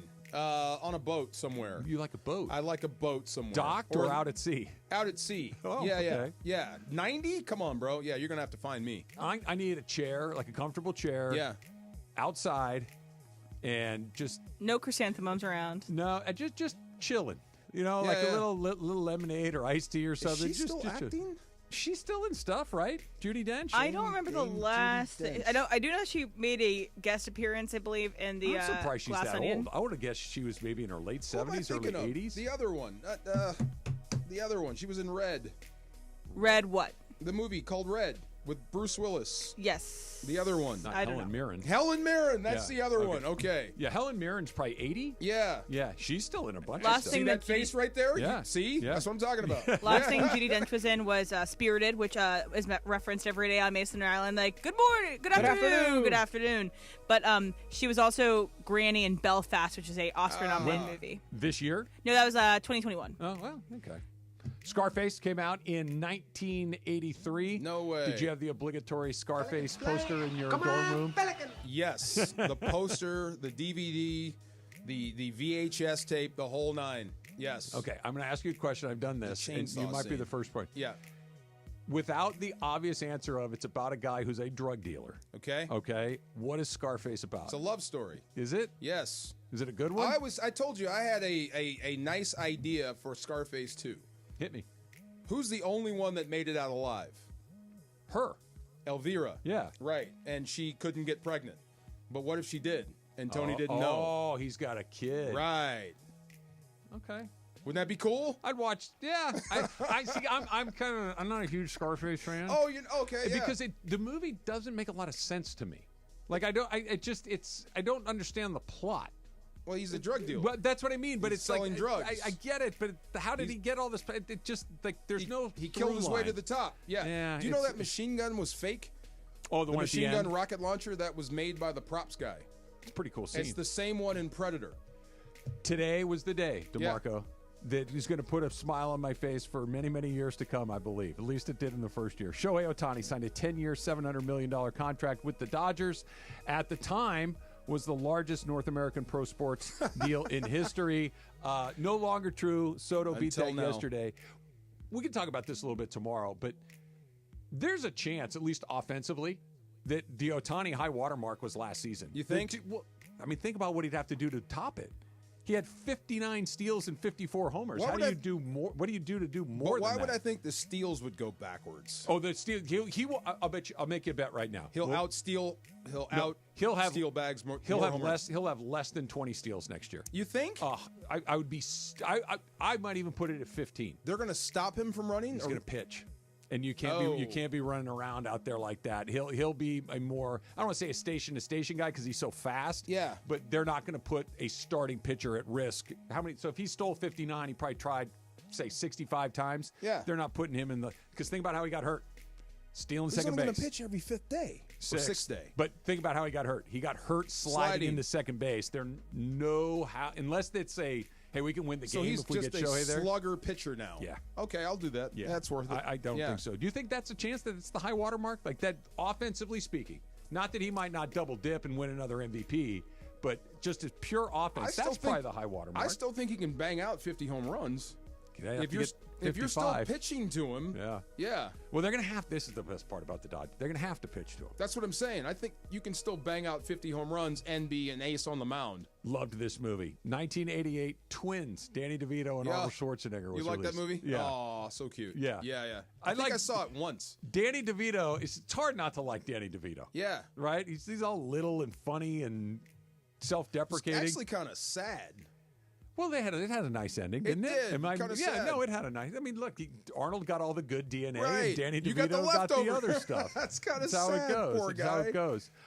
The Dolphins stem the Patriots 34-33. The Miami Miracle. That was the one where Gronk tried to make a tackle at the goal line and looked like he was 400 years old. Poor guy. Yeah. Yes. Love it. That was back when, too, like, the Miami Dolphins would always have a random, really good win against the Patriots, like, in a weird place. Like, the Patriots could never win in Miami for some reason. Is there any, like, team that always gets some people? Late in the year, it seems like. It's always hot. Yeah. By the way, you know who looked fantastic? Didn't even look real? Tom Brady. He looks like AI. He does look like AI. Yeah. Like, you don't look human. No, he looks like AI. Yeah. Where'd you see him? Down the field? He went out and hugged Von Miller. Okay. Yeah, when I told you guys on the pregame, it looked like Batman and the Joker hugging each other. Like, weird. Aren't you guys enemies? But it's like, you don't even look real. Brady's a lot taller than I think people do. He's like 6'4" or 5. He's a tall guy. Yes. And he's really thin now. I'm used to seeing him in pads and in a suit. I'm like, dude, there's not much to you, but dang, bro. I didn't get to hear a ton of him yesterday because obviously, you don't have the sound on in the press box or whatever. Is he getting any better? Any reports on how, because it seemed like it was meh to start and then was actually kind of trending in the wrong direction. I think it's more of the same. Yeah. Apparently people did like his performance yesterday. Okay. And he was going in on Sean McDermott and his mistakes on the timeout after the QB sneak. Like he had some stuff yesterday. The guy I want is Jameis Winston. Put him on TV tomorrow, please. You're not going to get an argument. I'd like to argue with you, but I'm not going to argue with you on that one.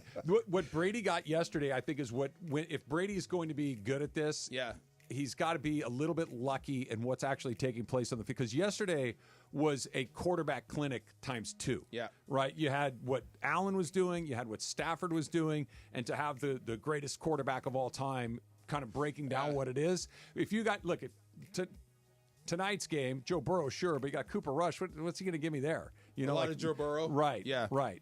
That he needs to be able to kind of get inside those two great quarterbacks. That was very useful. I got to go back and watch the TV cut. I want to hear him talk about Josh Allen. I want to hear him talk about both quarterbacks. Yeah. Some of those throws on both sides were unbelievable. Pretty weird when a guy kind of cements and locks up the MVP in a loss.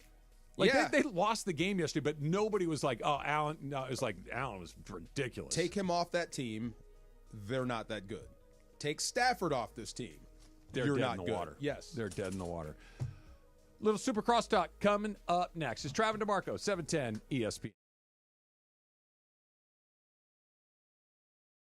Next after Travis and DeMarco. People are upset. It's not fair that we're the evil empire. And you know what? I say let's get more evil and sign somebody else. Absolutely. Let's load up. Every fan of every franchise wants them to do exactly what the Dodgers are doing. It's just jealousy. And it's great. Yeah, it is fantastic. The tears taste delicious. Oh, the tears. The tears taste delicious. The OGs of LA Sports Radio. That's Mason in Ireland. On 710 ESPN. Your Los Angeles Rams are back home on Saturday, December 28th or Sunday, December 29th as they seek revenge on division rivals, the Arizona Cardinals. Bring all the energy to SoFi as Matthew Stafford and the Rams go head-to-head against Kyler Murray and the Cardinals. Grab your tickets today at therams.com/AZ, therams.com/AZ to watch your Rams battle the Cardinals on Saturday, December 28th or Sunday, December 29th at SoFi Stadium. See you at the Rams house. When pain keeps you from doing what you love, Hoag Orthopedic Institute gets you back to you. We are ranked number 18 in the nation and number 1 in Orange County for orthopedic and spine care by U.S. News and World Report. From the surf to the green, our world-class doctors are there, which is why more Californians choose Hoag Orthopedic Institute for orthopedic and spine care more than any other hospital. At Hoag Orthopedic Institute, there is no one better at getting you back to you. Proudly founded by premier physicians in partnership with Hoag. Learn more at HoagOrthopedicInstitute.com. Hey, it's Mace. It's that time of year. Shopping is hard. Finding the right gift can be impossible, and waiting until the last minute is a nightmare. The last minute stuff can be a mess. I've got the answer. I'm going to save you all the guesswork. The answer is flowers from the Books Company, and I've got 25% off your entire Books purchase so you can send some too. Here's why the Books Company is so good. Their flowers are cut fresh, sourced directly from the best flower farms, so they last way longer. It was easy. I picked up bouquet, set my delivery date. It was done. No wrapping required. Books is perfect for the people who have everything. Get a festive bouquet for mom, a mini tree for your grandma, and you can go big with a flower subscription for your wife or girlfriend. It's basically happiness on repeat. And right now, you save 25% with promo code ESPN. Go to Books.com. Use promo code ESPN. That's BOUQS.com. Promo code ESPN. Books. Promo code ESPN. Oh, could this vintage store be any cuter? Right? And the best part? They accept Discover. Accept Discover? In a little place like this? I don't think so, Jennifer. Oh, yeah, huh? Discover's accepted where I like to shop. Come on, baby, get with the times. Right, so we shouldn't get the parachute pants? These are making a comeback. I think. Discover is accepted at 99% of places that take credit cards nationwide. Based on the February 2024 Nielsen report. The smarter way to clean your floors. It's time to make the swap. Swiffer Power Mop. Introducing the new Swiffer Power Mop, the all-in-one tool that gives you a mop and bucket clean in half the time. The solution's built right in, so no heavy bucket, and the pad has hundreds of scrubbing strips to get deep into grout. Don't mop harder, mop smarter. Swiffer Power Mop. Swiffer Power Mop. ESPN AM 710 Los Angeles. KRDC AM 1110 Pasadena, Los Angeles. K256CX 99.1 FM Pasadena, Los Angeles. It's the greatest segment in LA sports radio history. Oh my God. When the shows come together for magic on the radio. It will only grow stronger. Super Crosstalk. Super Crosstalk presented by In-N-Out Burger. In-N-Out. That's what a hamburger is all about. It's time for Super Crosstalk. There he is. Where's Mason's the coming in. John, welcome back. Yeah, I feel like I haven't been here in a while. You haven't? I was just going out There he collecting is. losses on the road. Tough road trip. Yeah, wow. Tough You road ain't trip. kidding. Not as tough as my Saturday. Yes, and now I missed. You told me I tuned in when you were telling the story about how you you know what in your I pants. had an accident. What happened? What happened before that? You are. You said, did you? I have no idea. You said to me, I don't know did you hear what anything happened about before that? What happened? So before I'll tell you. that? I'll tell you. Here's my Saturday. Okay. And let me preface this by saying I had a great Saturday. I finished. I got a great start to my Saturday. I had a great finish to my Saturday. We went to. We have friends that throw this lovely Christmas party every year. The Wagners. We ended the night at the Wagners. Very nice. Wonderful party. Yeah. Got to see them. So that was great. I get up on Saturday morning. Susan and I get up, and it's going to be one of those days where we run a bunch of errands, right? You got a lot of stuff to do. So first thing we're going to do is we're going to go get a Christmas tree. So we go to Lowe's in our neighborhood, and we're shopping for a Christmas tree. And I even ran into Dave from San Clemente, the listener of the station. And he's like, hey, it's good to see you. So nice little way to get your day. Yeah. Susan says, hey, I got to swing by the nursery to pick up some gifts for this party tonight. Okay. So the nursery is, they got all the plants and all that kind of Right. stuff, but they have like a gift shop in the store that's outdoors, but it's like covered with a tent, but it's a pretty good size. Yeah. Maybe triple the size of these two rooms. So Yeah, decent yeah. enough size. And so she's looking for stuff, and I'm just kind of walking around waiting for her to find what she needs. And I'm pick up a book off the shelf, I'll flip through the book, go to the next thing. And as I'm walking, we're outside, keep in mind, and the floor is bricks. Okay. Okay. I catch my toe on one of the bricks. Oh no! Head over. You went right over the I'm top. Going, I'm going forward, right? Oh, so yeah. I trip. He's rumbling, mumbling, I'm stumbling. going, it's like it's happening in a flash, a flash. But you're going down. I know I'm going down. So I'm doing that thing where I'm taking those. I'm going down.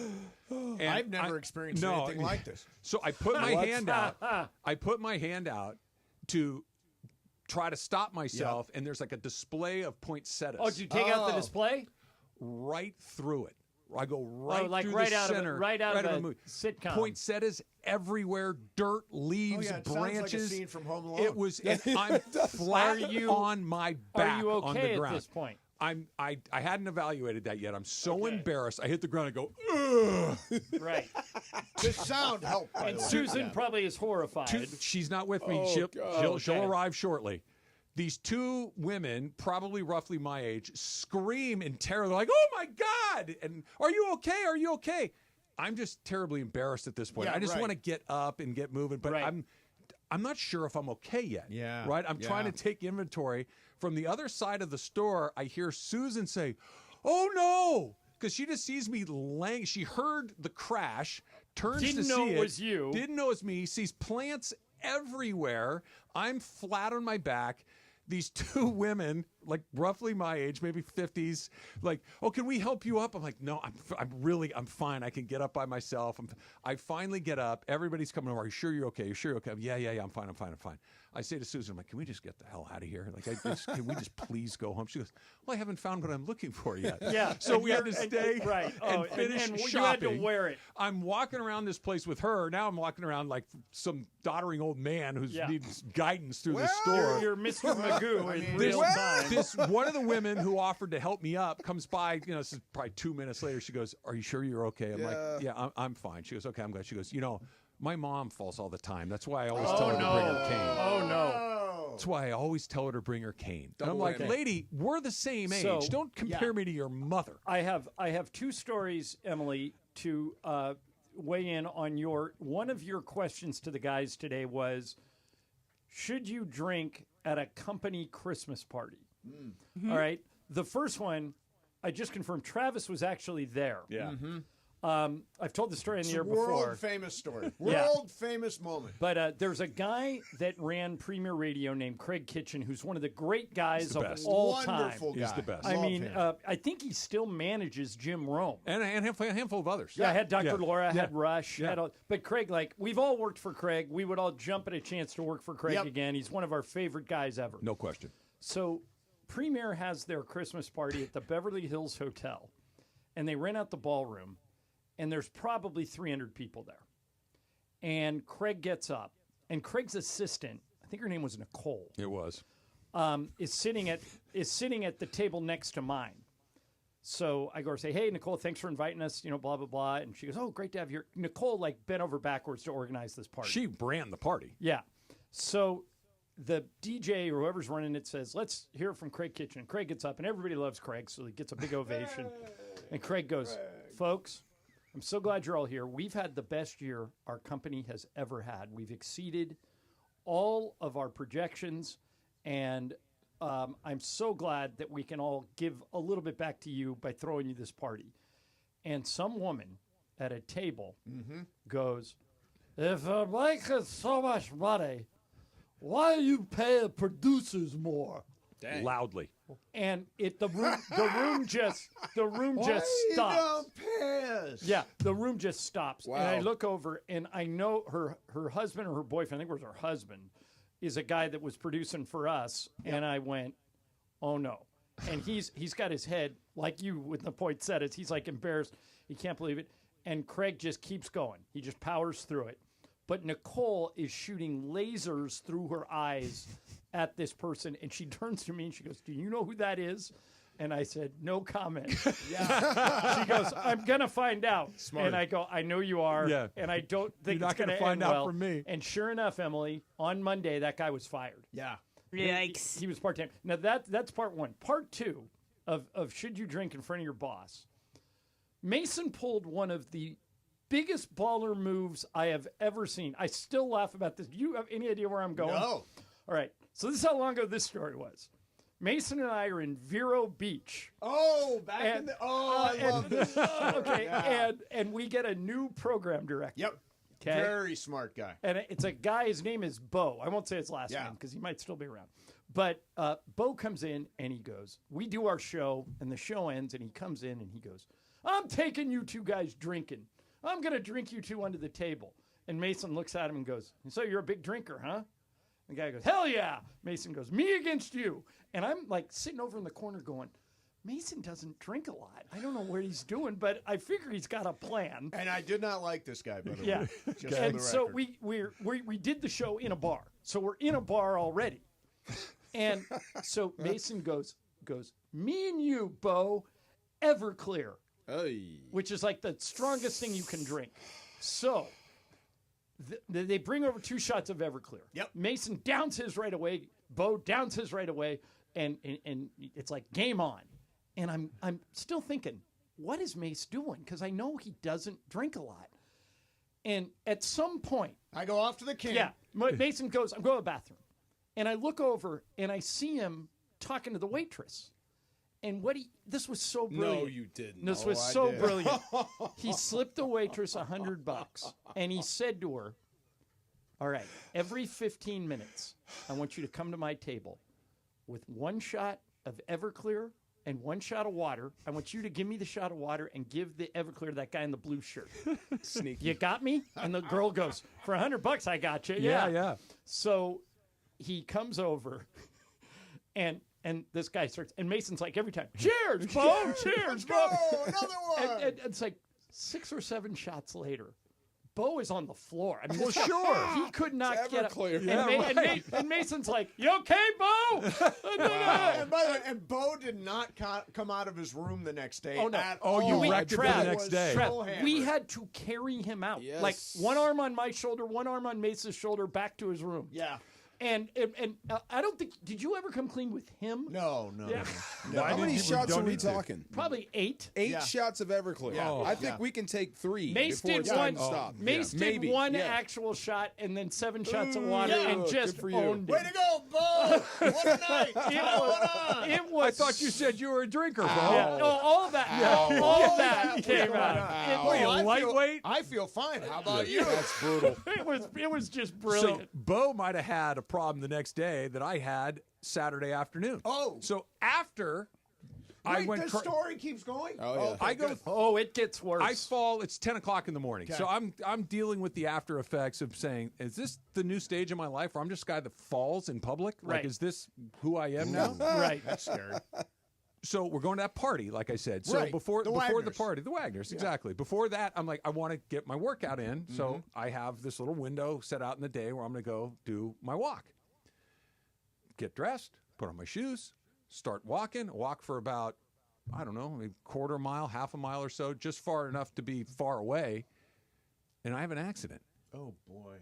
What a Like day. a full-blown What a accident. day. I know. All in the same day. And Just so blew one out? I'm walking back to my house. If there was ever a day you should have been out playing my golf by God. yourself. Yes. I'm thinking this happened to me. I fall down and I'm incontinent on You the turned same day. 90. Within 6 hours of all each other. downhill. Terrible. It It's was all a downhill. rough Yeah, that's a Saturday. rough Party day. was great. Yeah, At least you rebounded. you cleaned up. You cleaned up for the party. I like it. Yeah, no, it was great. I had a good story to tell at the He party. kept the shorts, You're too. telling this story? Of course. All right. Yeah. Why not? I Anything fell for the and bit. crapped In case somebody myself. saw Hi. you. Nice to meet you. I'm Susan Trav. thought that Susan went there. Oh, you're like that skit in Saturday Night Live. Oops, I crapped my pants. Yeah, exactly. I'm like, well, It yeah, was. kind of, All right. kind of. Since all 3 of you were there, tell me if you agree. I sent a note to Mason this morning, and for my money, that win yesterday was the second best win the Rams have had since they moved back to L.A., second only to the 54-51 Chiefs Monday night game. We're excluding playoff stuff. Yeah, no playoffs. We're, No playoffs. excluding the And NFC the championship. Super Bowl and all that Right. stuff. Regular sure. season Oh, wins. yeah. No Yeah, yeah. question. I thought No that question. was... Minnesota was good.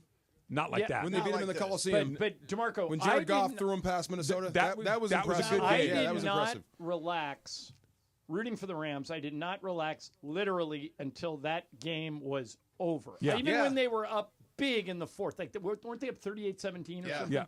I said, this game is not over, not the No, way Josh no. Allen's playing. No. And they did so many things right I like what, Trev, when do you make the move from the stadium over to where you do post End of the third quarter. So by the end of the third, I think you probably thought, I think the Rams are going to win, Well, but it's funny. I bet you weren't putting it in the refrigerator. I open up the ESPN LA app and right. I listen to the game as I'm walking over there, and it just every time the Rams feel like, okay, you can take a deep breath. Buffalo scores. Yeah. Like the second they felt like, okay, that's going to do it. Nope, they score, and then they just kept Josh Allen.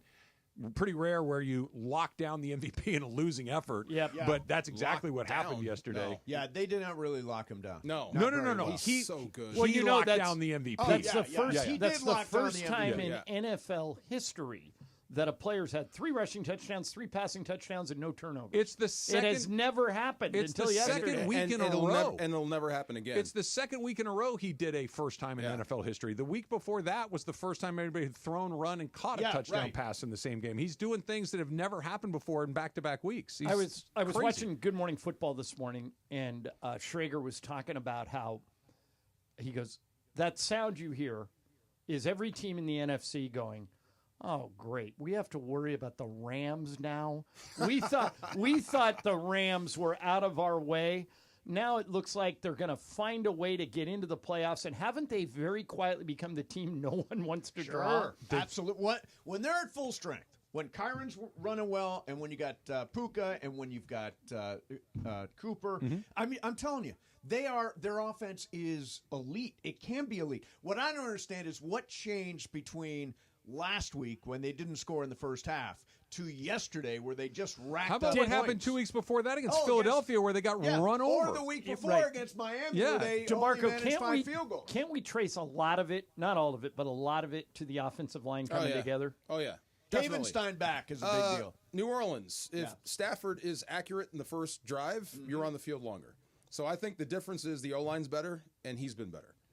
When he's on point, they're a snootful. And when he's off, you've got problems. The guys on Good Morning Football were saying, and now the Rams have the second best receiving core in the NFL behind Minnesota. I would rank them 1. No. You would rather have Justin Jefferson and Jordan Addison I'd than rather Puka have and Justin Nakua. Jefferson over anybody. Yeah, Right, I think I would too. But okay, Yeah. rank those guys in order. I would put Jefferson 1, okay, Nakua 2, Cup 3, Addison 4. I'd right? put Addison 3 and Cup 4, just being honest. But Addison's not. You would have Puka Nakua as the second best receiver in the league? No. No. Behind Comparing- those 4. You're forgetting- We're doing a draft with the Rams receivers and the Vikings receivers. Yeah. You get the first pick. Everybody takes Jefferson. Yes. You get the second pick. Don't you take Puka? Yes. What about Philly with Devontae Adams and Brown? Devontae Smith. Devontae Smith is never healthy. Well, he when he is, misses time, they're but him and dynamic. Brown Yeah. together, when they're together, they're that's dynamic. that's a Yeah, lot. but Jalen Hurts, like they're not passing the ball. They're not. Philly. They're not. No, the Rams put together a game that gives you a lot of optimism, but that Philadelphia game wasn't that long ago. They lost to the Bears. The New Orleans first half was abysmal. Like it's just I don't know how to feel about this. They're all over the map, but Well, at let's least you just know the feel high good side. about it. Absolutely. Yeah. Absolutely.